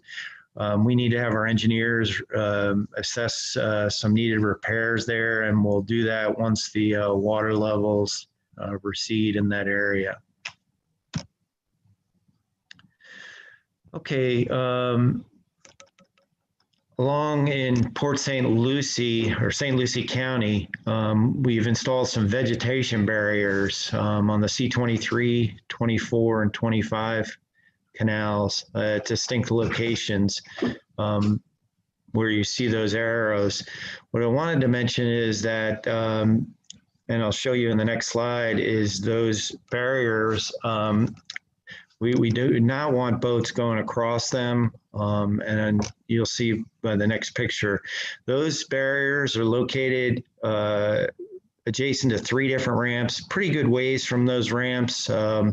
One is on the C23, the Bessie Creek boat ramp, which I'll point out here. That's on the Martin County, St. Lucie County borderline in this area, and approximately 14.5 miles west of that ramp, you'd hit this barrier location pretty good ways. The next one is the C24 Rim Canal, which is up in this area here. And if you headed south about 7.5 miles, you would come into contact with the barrier here The third one is a park managed by St. Lucie County, the Oak Hammock Park boat ramp, which is just east of 95. And if you headed approximately 10.5 miles to the west of that ramp, you would come in contact with that barrier.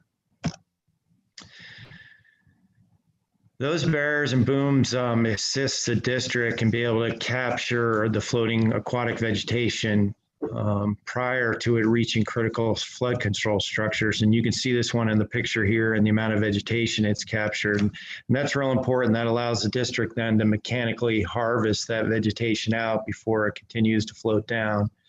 So just be aware of these barriers. The boat ramps are posted with signs that show the locations of the barriers, and we just ask that, of course, you don't impact the function of the barrier, and we don't want you crossing it as it may cause damage to your boat. I've been trying to update over the last couple presentations on the COVID land closures. As you may know, all the district lands are currently open. The last meeting we had, we still had 4 large campgrounds that were currently closed. They are all now open for recreation. And just a reminder, you know, to keep practicing social distancing out there on our properties, and sanitize your hands before and after touching gates and locks and combinations and things that we may have set for you to access the properties.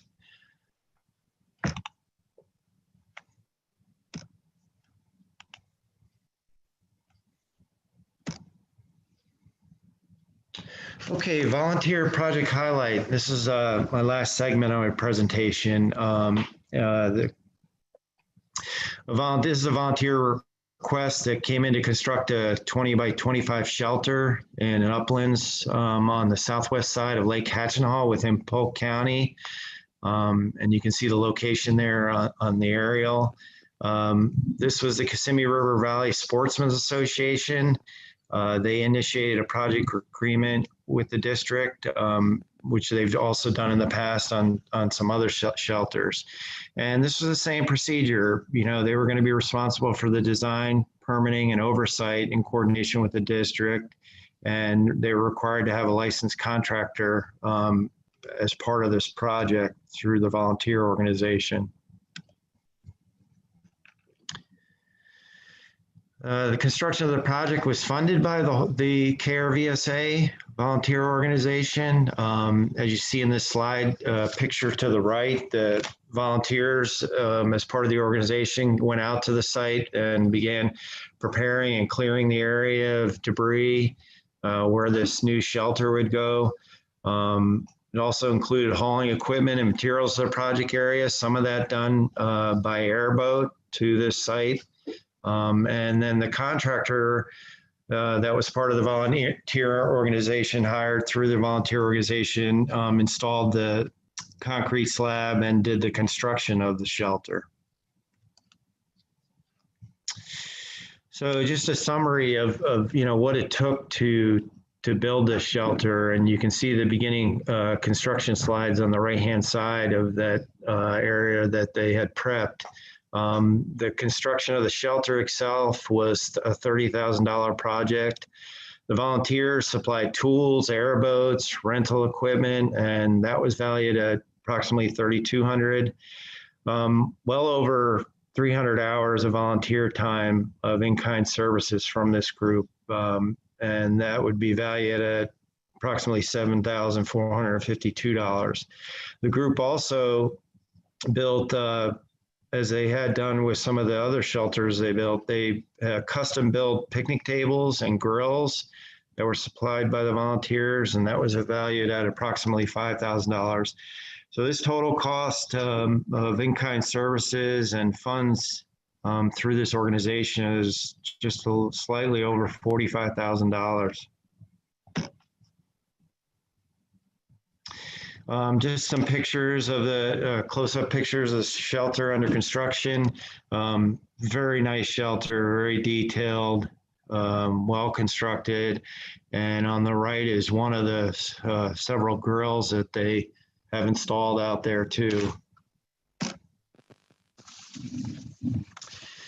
And to wrap things up, but just, a big thanks. It's a beautiful shelter. I mean, this is incredible. This is the third one that I know of that KRVSA in coordination with the district as a volunteer organization has built. And this one's just incredible. But I do want to mention, that this organization who built this in memory of one of their members, one of their former board members who had passed, Toby Pope. He was very active in the organization and on the Kissimmee Chain of Lakes and recreated there, continuously on the weekends. But just a big thanks to KRVSA and all the volunteers and particularly our land management staff up in this region who helped coordinate this from the district side to make this shelter happen. Thanks again. Looks beautiful. And that is it. Mr. Cook, I'll take questions or comments. Thank you, Dan. Great presentation. And Yvette, do we have anybody who would like to comment? Not at this moment. Oh, BJ Cattell just raised his hand. BJ, if you can unmute. Okay, good evening, everybody. This is more than a question, it's just a comment on this shelter. It's amazing how much volunteers can help the district to make the public use more friendlier and accessible. There have been so many volunteer projects, but these three shelters that built around in the Channel Lakes that Dan mentioned is really amazing, and these are exemplary. It's not only saving money, but it's done and so quickly and so professionally in time. So I just wanted to applaud their help, and it's good for the public to enjoy it. Thank you.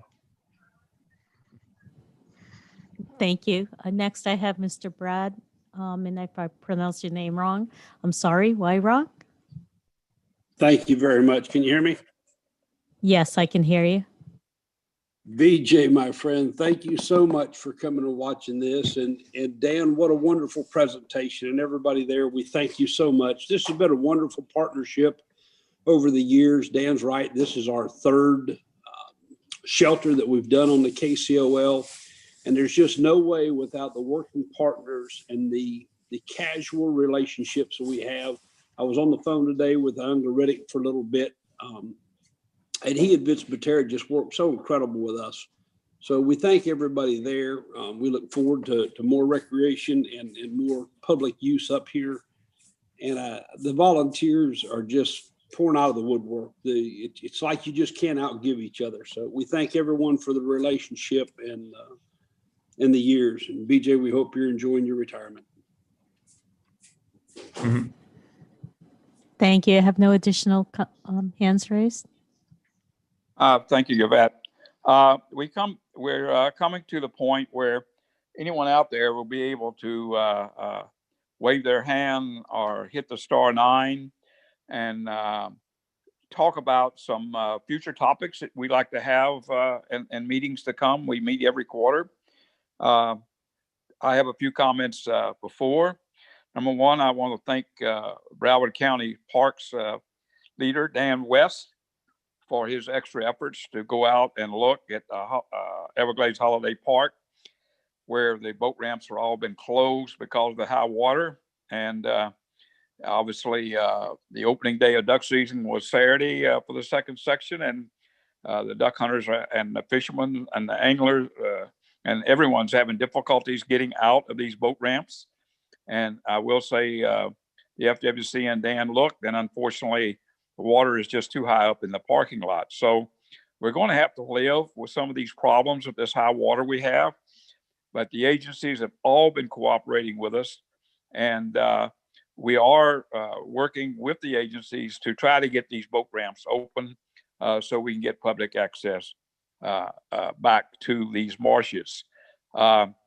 Also, I want to thank the district staff and the STA management for helping us along with the contractor to add some hunts on STA 1 West and STA 2 for the duck hunting program. As the contractor works, there are times when the contractor is not using a particular levee.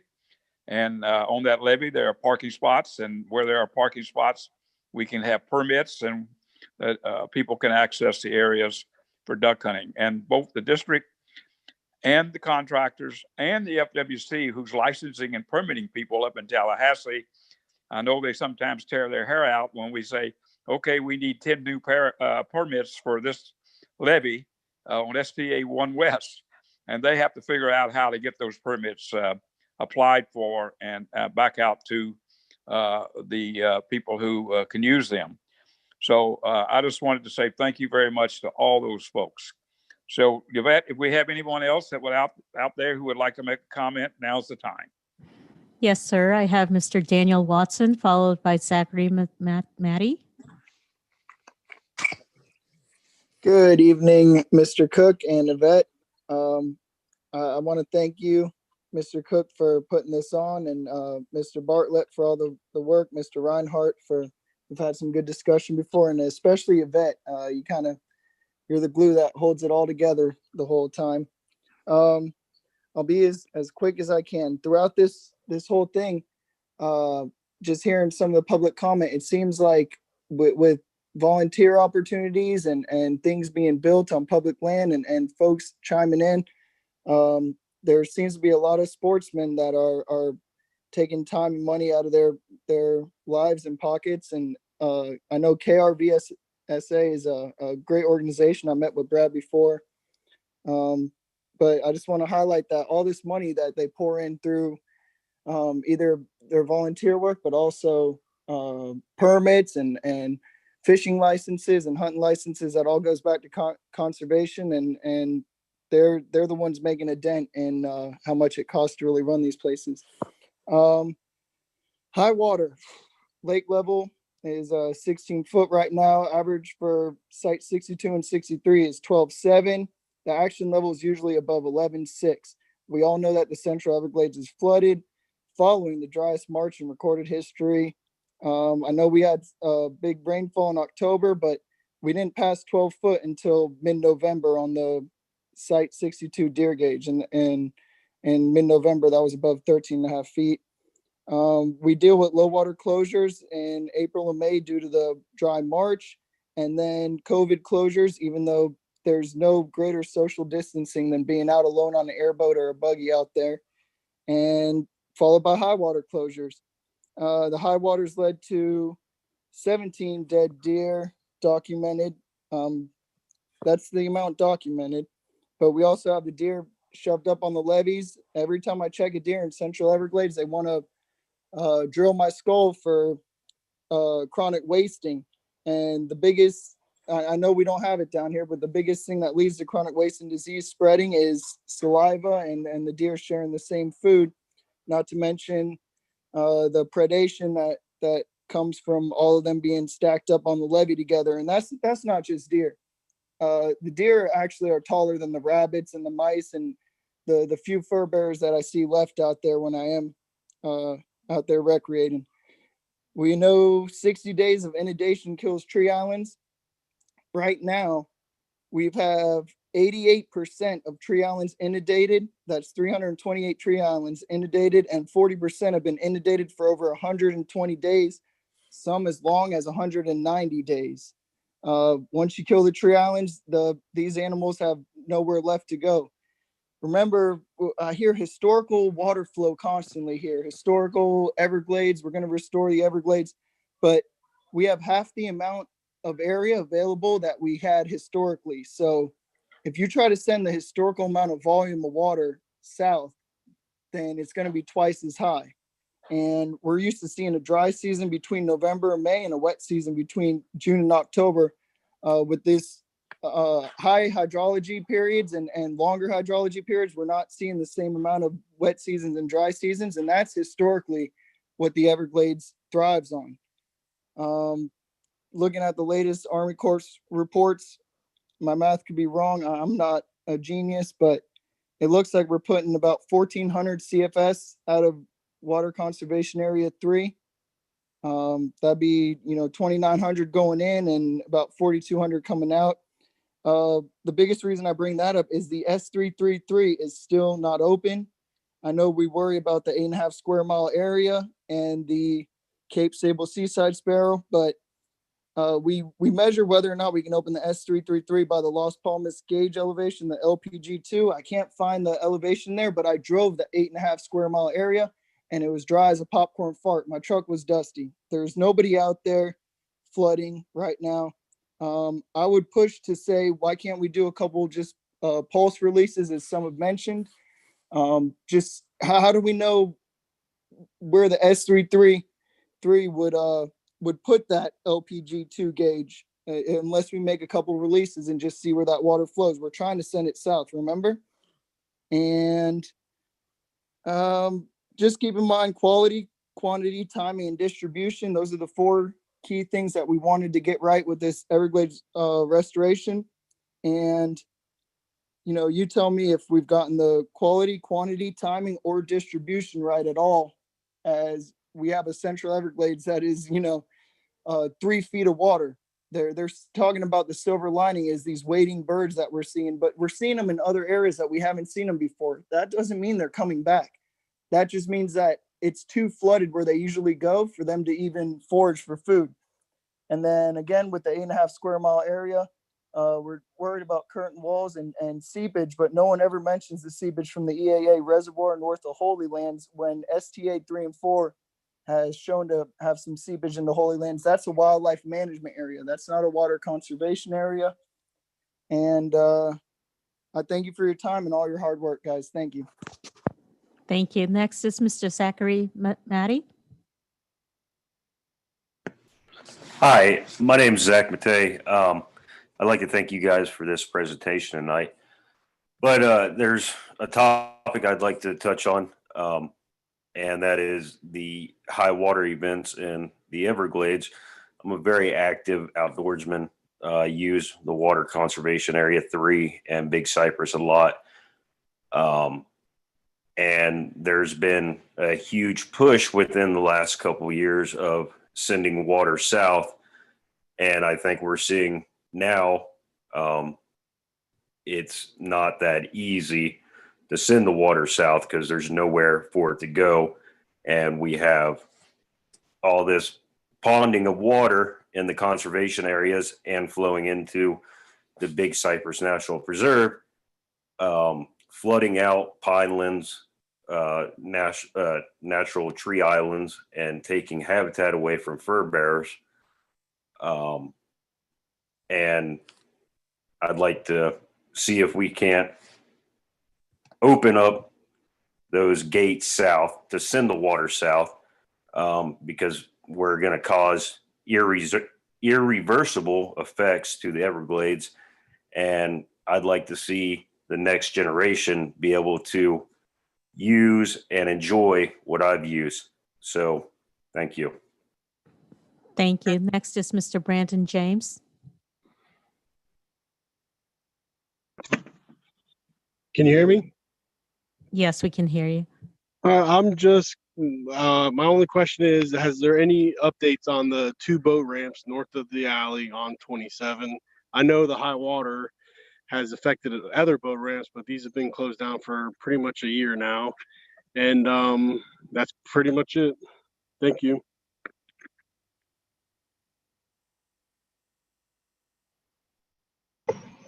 Yvette? Yes. I think we have Ann Broadwell on from DOT.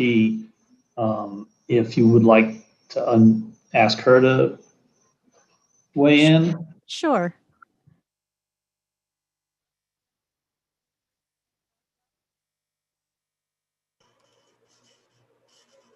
Hi, good night, or good evening. My name is Ann Broadwell. I'm the environmental manager with the District 4 Department of Transportation. We cover Broward, Palm Beach, Martin, St. Lucie, and Indian River counties. I do have a short presentation that just kind of lays out the history of the of the US 27 boat ramps and some of the issues that have been occurring since 2018. I cannot share my screen while other participant is sharing. No, sorry.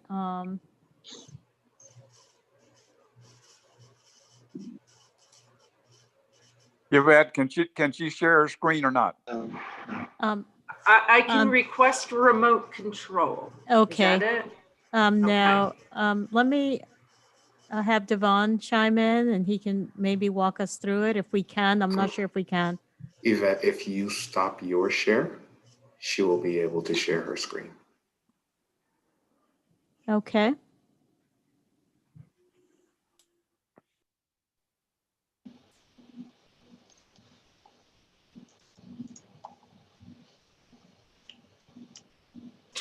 Okay. I'm going to the boat ramp. So US 27 in Broward County, the boat ramp history goes back to 1952 when the South Florida Flood Control District and FWC entered a cooperative agreement to maintain public recreational facilities. Excuse me, Mrs. Broadwell. You still have to hit the share screen. I cannot see it. I can see it. It's up. Oh, okay. Right, Okay. thank you. Thank you. Might have been my view. Okay. Sorry. That's okay. 1960, Broward Parks and Recreation Department applied for a permit to have a recreational site at an area in a town called Andytown. It was at the junction of the L37 and L38 and along the side of State Road 84. In 1976, the Florida Department of Transportation and the Federal Highway Administration approved an environmental impact study to replace State Road 84 Alligator Alley with Interstate 75. And at the same time, a US 27 State Road 29 widening project was also being developed. And it determined that we needed to have an interchange at the location of Andytown. So when that was determined, work started on what to do with the recreational facilities. And we ended up back in 1976 agreeing to relocate those two boat ramp facilities to the southbound west side of US 27 when the roadway improvement projects were being constructed. We did have to get a permit, or we did have to transfer the permit to DOT to do the boat ramp relocations. So that was what is now known as a South Florida Water Management District right-of-way occupancy permit. The intent, the intent was to, I got ahead of myself.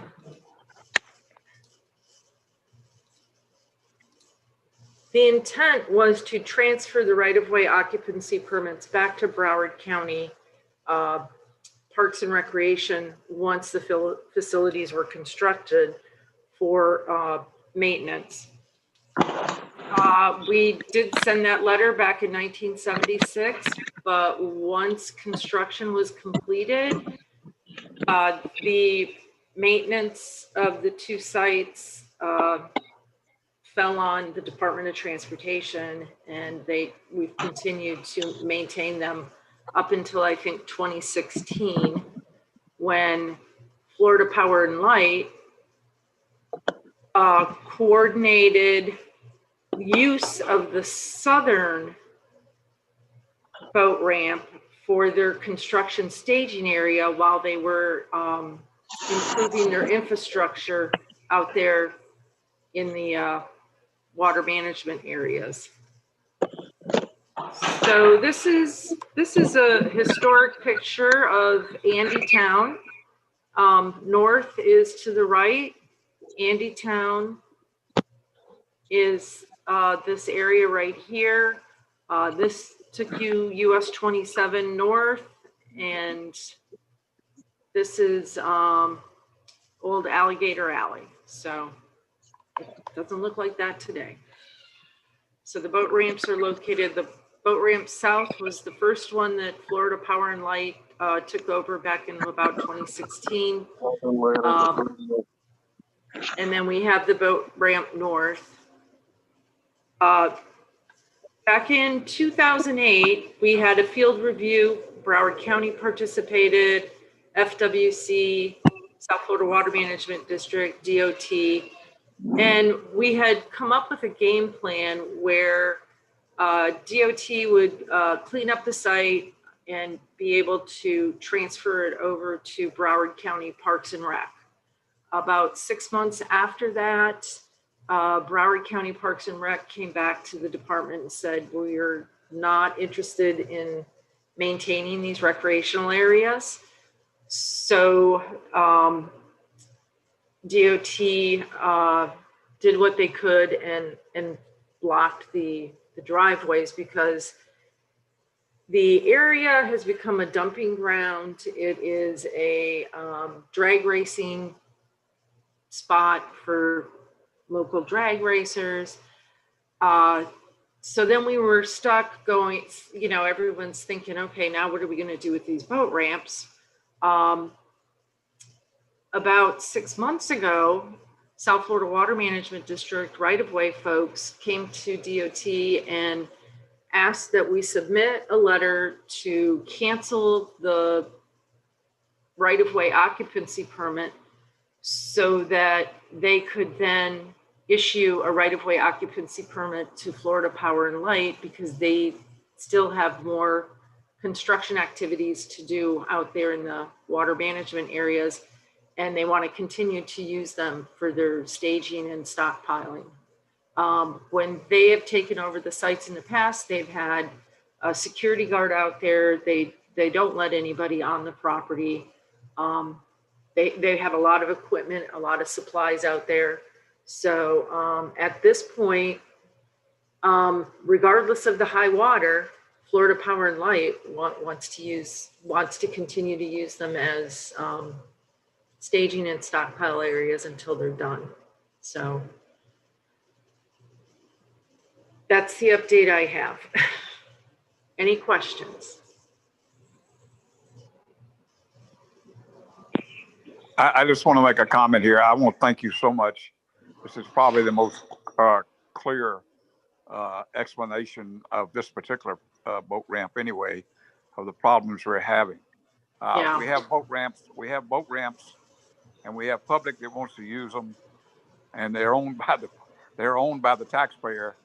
And the different agencies really need to get together here and get these boat ramps open to the general public. So, but you have given an incredible understanding to us for why it's so difficult. So, and one of the challenges that the Florida Department of Transportation has is that, you know, the comptroller's office, the elected officials have started taking a very close look at how those transportation dollars are being spent, not just for designing a project or constructing a project, but what are you spending the maintenance dollars on? So it's a hard sell to say, we spend maintenance dollars on a boat ramp that's not even on DOT right of way. We've done a title search. The underlying property owner is South Florida Water Management District. So it's a challenge. I guess as long as FPNL uses it, I guess that just gives us time to devise a plan for, you know, a permanent facility once they're done.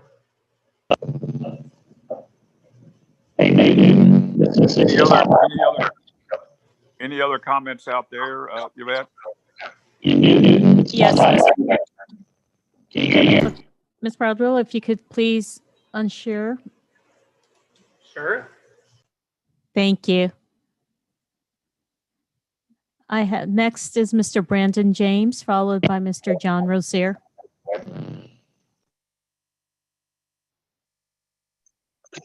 Can you hear me? Yes, we can hear you.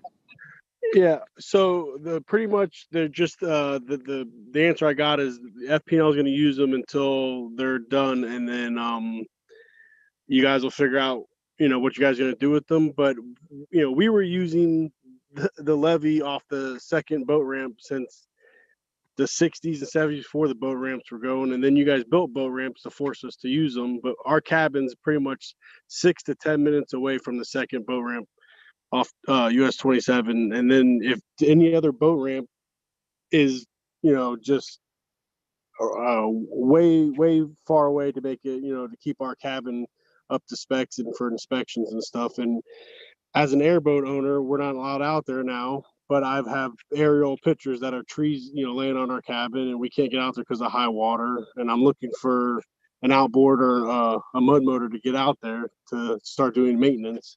And being the boat 1 and 2 being closed, it's just I mean, I'm hoping at least one of them will stay once this is all done, and that's it.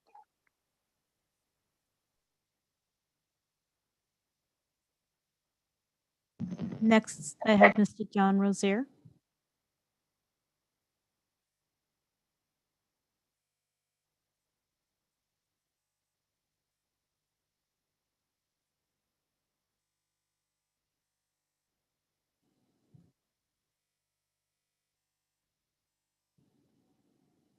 Mr. Rozier, if you can please unmute.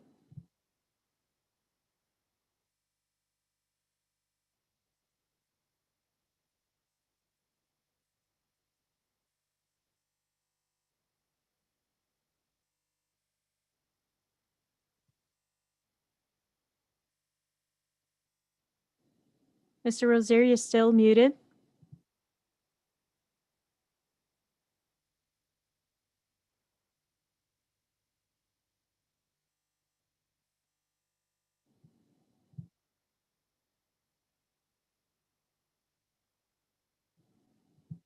All right, well, those technical issues are resolved. Can we move along with Mr. Sean Scanlon?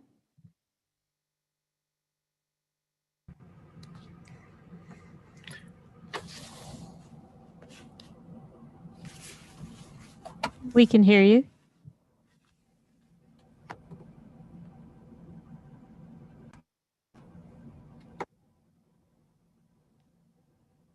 Hello? Yes, we can hear you. The world.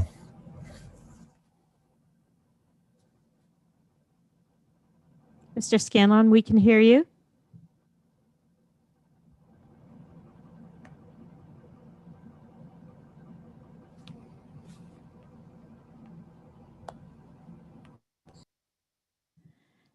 Okay. Mr. Rozier, if you can hear us, Mr. Scanlon is also having technical issues, so we'll move forward. Now I have Mr. Kyle Ark. Hello, can you hear me? Yes, we can hear you. All right. I'm also calling about the high water in the Everglades. I agree with everything that's been said, by Danny and Zach. We got to get rid of that water, and we got to get them structures open down there on 41. But I want to make light of the fact that the leaseholders of the camps out there aren't being allowed to even check on their camps for a day. Not even a couple hours. They won't give us permits. 8 of the last 10 years, we've had a high water closure in Conservation Area 3. Every year except for this year, they've granted us permits. I know it's a higher than normal water, even as high water closures go. But we need to be able to check on our camps. Our camps have water in them. It's a fact. And we need to be able to mitigate any damages.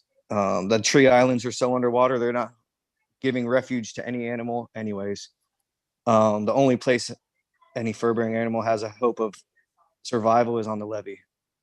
I agree with keeping the L5 closed and keeping the general public out, but we need to give leaseholders access to their camps.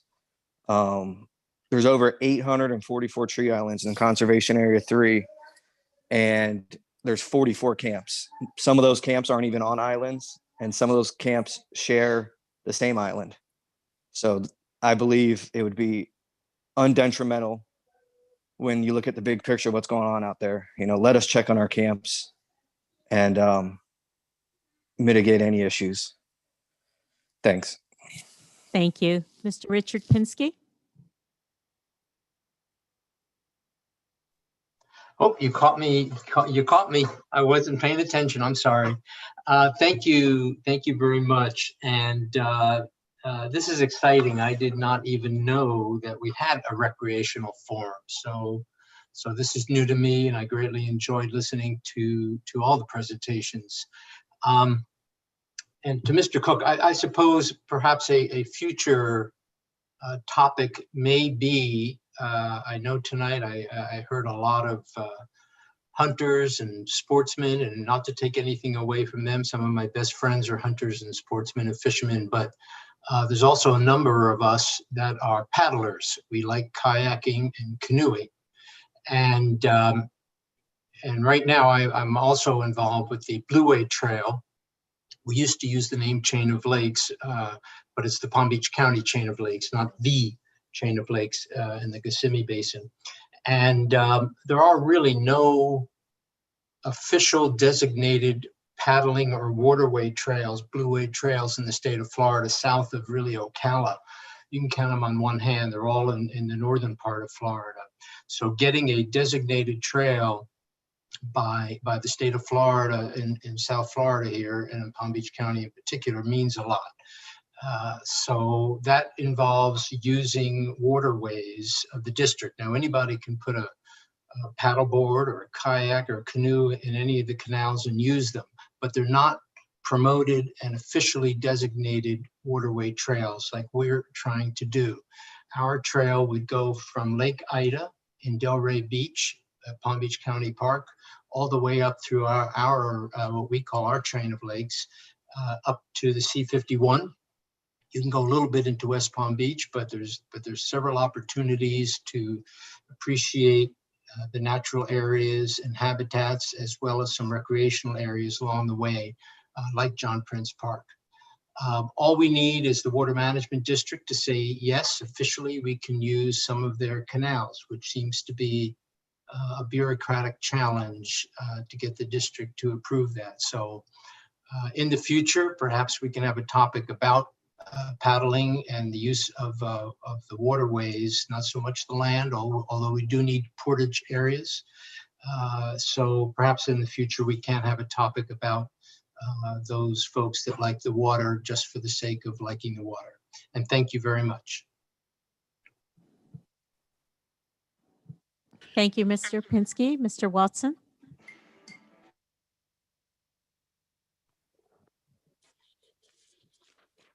Back to me. I missed some opportunities to I'm so used to rushing through this, to touch on the detrimental effects that this high water is having on not only the fur bearers and tree islands, but the deer. Just wanted to point out, keep in mind that right now, I know I harp on the deer, but that's the endangered panther's only food source. After we brought those cougars from Texas and tried to get the panther numbers up, they soared. They're doing great. And last count I think was 200 or 300, but those numbers were because they had something to eat. And as we have all these deer packed up on the island, let's not lose touch with the fact that it will plateau or even decline after they run out of things to eat. So the deer aren't just important for us folks that like to look at them or hunters. They are a food source. And I'm going to hijack the meeting and just remind everyone making public comment to support Alternative 5 ORV Backcountry Access Plan on the National Park Service, parkplanning.nps.gov. Last day to support Alternative 5. Thank you. Thank you. Next, I have Mr. Dewey Mixon.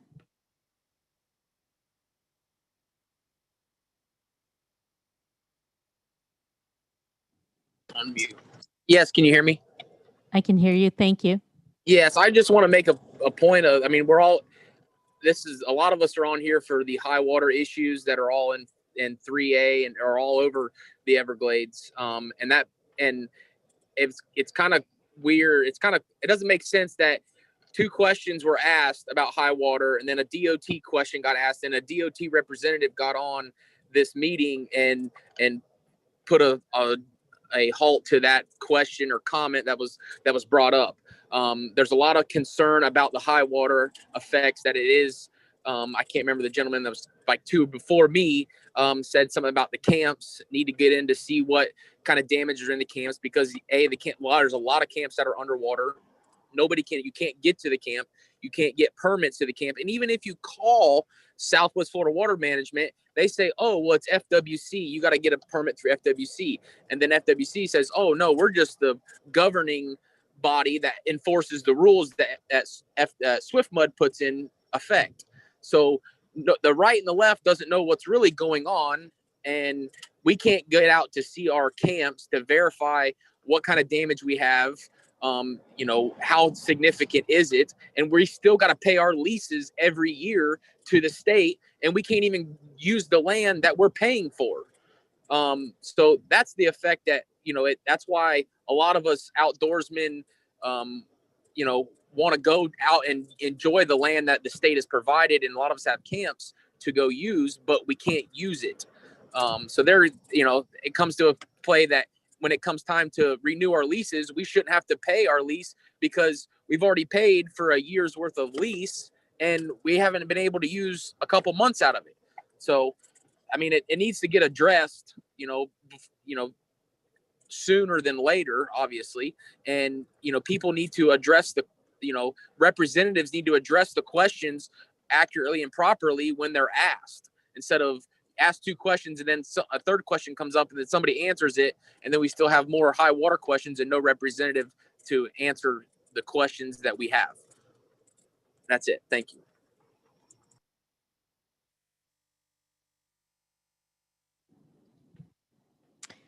Next, I have Mr. Steve Twitchell. Hello, good evening. Can you hear me? Yes, we can hear you. Thank you. I'd just like to touch on the last few comments that were made there, especially with the high water issue. Again, my name is Steve Twitchell. I'm a lifelong resident of Miami-Dade County. I've been going to the Everglades probably a good amount of every bit of 45 years, and I don't know all the stats, and I can't really go into depth as much as the other commenters are much more up to speed than I am. But I've just seen it over my lifetime, what the water flow has done to this area from all the way down to Flamingo up to Kissimmee. I've seen it in the fishing, I've seen it hunting, and I know there's a need to monitor the water, but it just seems like whatever they've been doing this long, it's just all I've seen is it's just stranding more animals every year, and instead of making the wildlife better, it's just choking it out. It just whatever's going on just don't seem to be working, in my opinion. And I just like to reiterate what the last few commenters said. And thank you for your time. Have a good night. Thank you. Next, I have Mr. Sean Scanlon. Hi, Yvette. Can you hear me? I can hear you now. Thank you. Hi, guys. My name is Sean Scanlon. Just quick history on myself. I'm a 3rd-generation Floridian, a 2nd-generation Gladesman. I spent a lot of times down there. It is literally my only hobby. So when I see these long-term high water events, it's very heartbreaking. One, because I know the wildlife have been stressed on an unconsiderable amount. And to shed light on the seaside sparrow and the problem that we're having down with the locks on 41, that's single species management. At some point, we're going to say, hey, in the Everglades, we saved 800 birds, but we killed all of our fur-bearing animals. I think your best citizen scientists, and it's been said earlier, are your people that are going out there and hunting, fishing, and using that area. Every comment I've heard so far has been, hey, what's going on? The water's too high. Why is this? What can we do about it? It's a man-made problem. It requires a man-made solution. We have to figure that out. Thirdly is access to our camps. It's very discouraging trying to get a hold of people. Sometimes we don't get the right answer. Permits always denied. Like other people have said, DEP doesn't know the water conditions down there. They don't control it. They don't give us permits. FWC does. FWC says South Florida Water Management is saying the water's too high, and their biologists are saying it's too high. I personally flew the area, 2 weeks ago now. I flew the area in an airplane. I took over 480 something photos of it all. I was able to see down on the deer. I did a deer count myself. I went and looked at all of the islands that have camps on them. We weren't seeing any type of wildlife out there. We know that our tree islands are dying off. We're over that period where they can survive or they can't survive. Amongst my flight around the area to do some surveying, again, the downed trees, these tree islands are falling apart.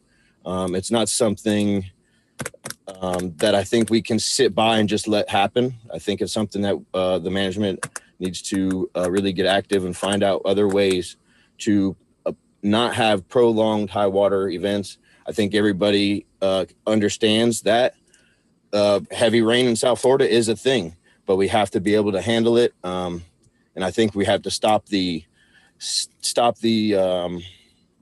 protection of the seaside sparrow. And I wanted to ask Tom Reinhardt a quick question.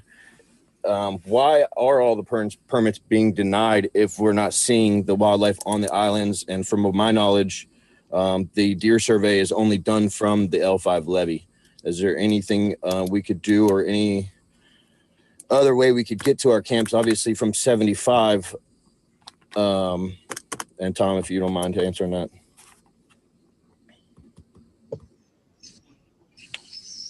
Yeah, Sean, is it, you mind if I? No, go weigh in? ahead. Go ahead. Thank you. Yeah, Sean, so, and to all the folks who've asked the question, yes, it's true. In years past, we have considered and offered one-day passes and things like that to get out to camps. And to be perfectly honest with you, I wish we had done that, a month and a half ago. But at that time, all indications were pointing to we were heading the right direction. And, no one had a crystal ball to see Tropical Storm Eta come in and literally drop a foot of rain right on top of the deer gauges. And we went from just above closure level to 13 feet, levels we didn't even see in the 94, 95. So we went from a mild high water situation, something that we deal with every year, to a catastrophic one. And, without a crystal ball, we couldn't have foreseen that. Right now, we're still at 12.7, Danny Watson, he made the case for it better than I can. I mean, he really nailed everything. He summed it all up, the issues we were having there.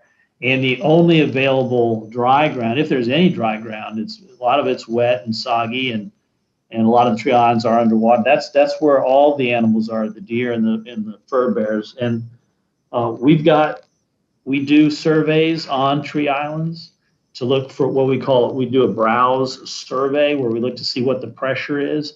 And we have tree islands out there with low to extremely high pressure, the evidence of deer browsing on that. And those are islands in 3A North, 3A South, 3B across the landscape.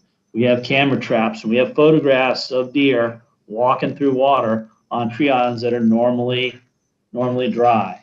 So to say that the islands are flooded, so there's no deer there, and we need to get out there, it's just not true. The deer are there. The other animals, we've got pictures of rabbits swimming by and raccoons swimming by. These are on islands that are supposed to be dry.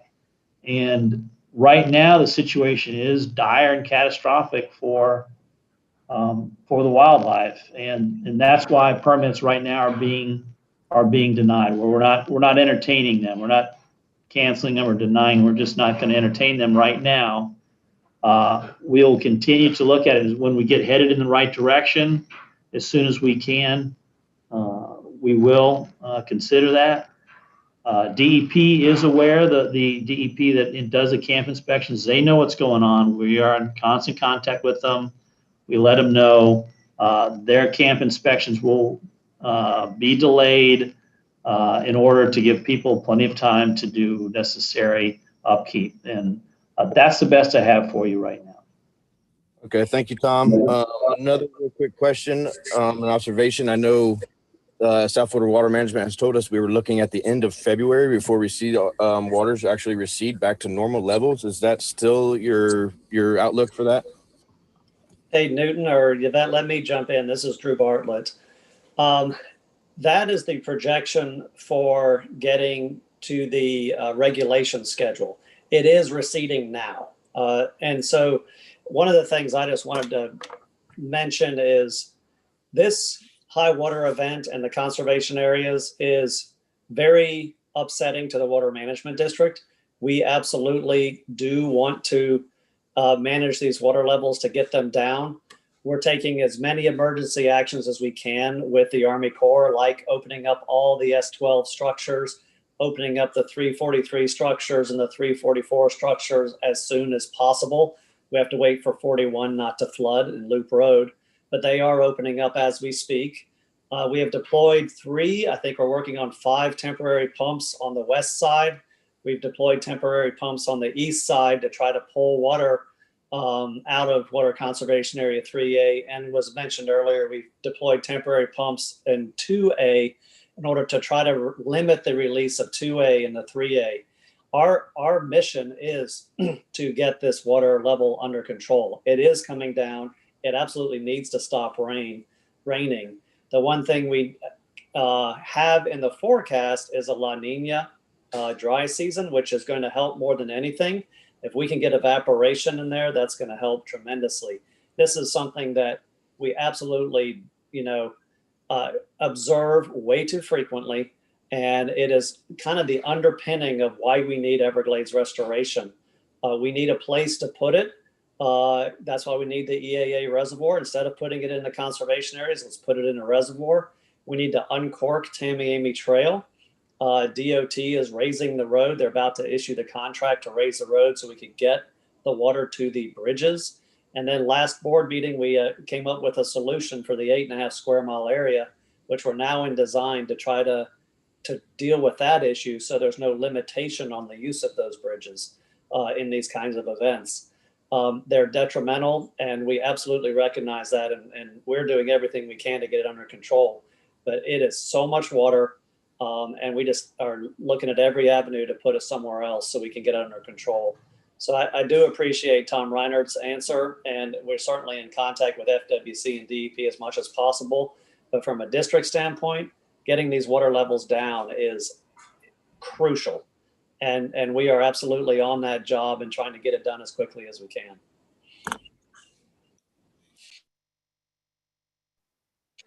Thank you, Newton. Back to you, Yvette. Thank you, Drew. Next, I have Mr. John Rozier. Hello, sorry about that technical difficulties before. I just want to, I'm not going to reiterate what Danny and Sean and all have said.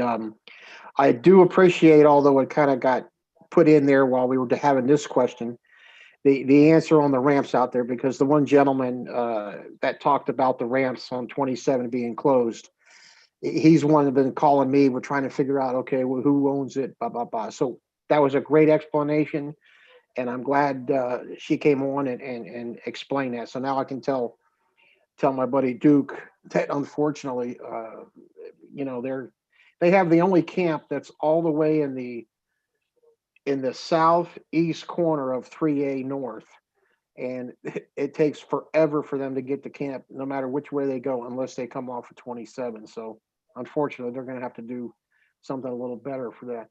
But the other comment I'd like to make is South Florida Water Management District, and I know you guys don't have control over this, but I would urge you to get with FWC, because right now the water levels are so high that, and Newton mentioned it, that duck hunting season is opened, and duck hunters are going out in the area. Well, in area 2 the other day, I've already heard of a couple instances of airboaters, because that's one of the only areas you can still ride in. And people are riding out there with the airboats. But there was a guy that almost got ran over in his mud boat because he didn't have a flag. So I would urge the the South Florida Water Management to get with FWC and try to urge that somewhere down here in these conservation areas, especially 3 and 2 and 1, that if you're out there on a boat, a kayak, and the gentleman talked about kayaking and all, that they be required to have some type of flag, because it hasn't happened yet. Maybe it has and we haven't heard about it, but there's going to be an airboat that's going to run over somebody in a kayak or a mud boat, and it's just not going to be good. So other than the other stuff that everybody's talked about, the high water, the Everglades Council and the Full Track Conservation Club, yeah, we're all in the same boat. When can we get out there? I know that I sent Tom some ideas on how to do it.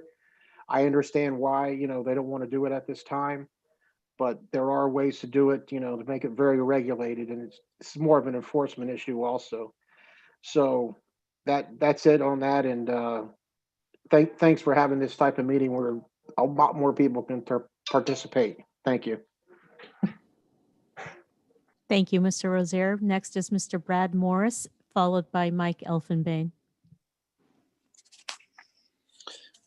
Can you hear me? Yes, I can hear you. My name's Brad Morris. I'm a lifelong resident of Southwest Florida and a avid airboater and outdoorsman. I have an environmental background, and my question goes back to what was kind of brought up about the seaside sparrows and just the whole issue that's been causing this water backup. And people keep talking about the reservoir and Raisin 41 and all these long-term solutions, but is there a short-term solution to end this single species management? Because single species management has been proven not to be effective. And like somebody else mentioned, we're going to end up saying, oh, we saved all these birds. And then the entire, conservation 3A, 3B, all that's going to be destroyed from this high water that has been proven to kill off these tree islands. And they're seeing that happen now. So I'm just more interested in any short-term solutions that have been brought up. Yvette, this is Drew again. So the short term, yes. So the Corps issued a deviation to open the S12 structures and the 343A and B structures. And so that has happened, and they are, the 12s have been open and the 343 structures have been opened, assuming that US 41 conveyance capacity is available. I think my concern is more towards in the future, not necessarily now, but in the future, changing the management practices. Is there any talks of that? Yes, there is. So we've been talking with U.S. Fish and Wildlife about that, and so hopefully we'll see something soon coming out of that agency. All right, thank you. Thank you, Mr. Morris and Drew. Next is Mr. Mike Elfenbein. Thanks, Yvette. Thanks, Drew, for all that explanation. This forum is really wonderful to have the opportunity for everybody to speak and have these conversations and create a better understanding, rapport, and relationship with the agencies. And I really appreciate that. And I kind of wanted to touch on what Drew and Tom have been talking about here. And I appreciate that the district and the Corps and everybody's working hard to get this water out of here. But my big concern is that this situation, the one that we're in, is going to be commonplace for at least the next 10 or 15 years while the remainder of SERP and SEP projects are completed. And this high water condition will likely be the new norm after those projects are completed. So these problems that we're looking at are going to be constant. And I get it, there's bridges under the trail, but I think Drew understands this as well as I do, is that we still don't have the ability to operate the L29 above 8.5 feet. And until we can get that number to 9.7, we're not going to have any significant opportunities to remove water from the system, right? It's great that those bridges are there, but 8.5 feet's not going to cut it. The 333 remains closed despite recommendations from the U.S. Fish and Wildlife Service that it be opened, and I think that's because the Corps is keeping that from happening. But, we've got infrastructure that the district and the agencies and the state and the federal government have spent a lot of money on, the 333 specifically, that are that are useless at this point. It's a little disappointing. I get it. It's kind of out of your hands and there's a lot of bureaucratic red tape in there, but if there's a way to make that happen sooner than later, I'd love to see it happen. And to address the access, Tom and I have had these conversations back and forth, and I appreciate the concern from the commission and the issues as to restricting access, but those are people's private property, and I get it. They don't own the land underneath it. It's a lease from the state of Florida, but the commission prides itself on having a great relationship with hunters, right? And the commission counts hunters as a friend and as an ally in working to protect our fish and wildlife throughout the state. But here we are with an opportunity to give those stakeholders a chance to go and simply assess their private property, which is literally drowning, right? So they're going to have mold issues, property damage issues, electrical issues, plumbing issues. And as these things sit and aren't attended to over periods of months, they compound themselves. So these guys who are spending countless of thousands of dollars to maintain their properties, to lease their properties, to enjoy their properties, to pay for the machines that they use to get to their properties, are now going to have to spend the next year correcting all of the issues that were created by no fault of their own. I get it. There's a dedication to protecting the wildlife, but you're talking about keeping out the only group of peoples who actually care about that wildlife as much as the commission does. You're talking about the stewards of our land. What message does that send to the people of the state of Florida if the commission is keeping the stewards of the land out of the land, specifically from attending to their private properties? So Tom, I know you've heard it from me, and I'm not trying to browbeat you, but there's got to come a point where the commission understands that these people are being cheated out of what's theirs, and not for any other reason than the state agency responsible for giving that access won't give it to them. So if there's a way, whether you do it 5 or 10 people at a time, if there's a way that you can find a way to make these people whole and simply allow them to assess their properties and maybe lift the couch up out of the water so it's not a big giant green blob of mold when they get there in 3 months, I really would love to work with you to find the solution. So thank you guys so much for your time. Next is Mr.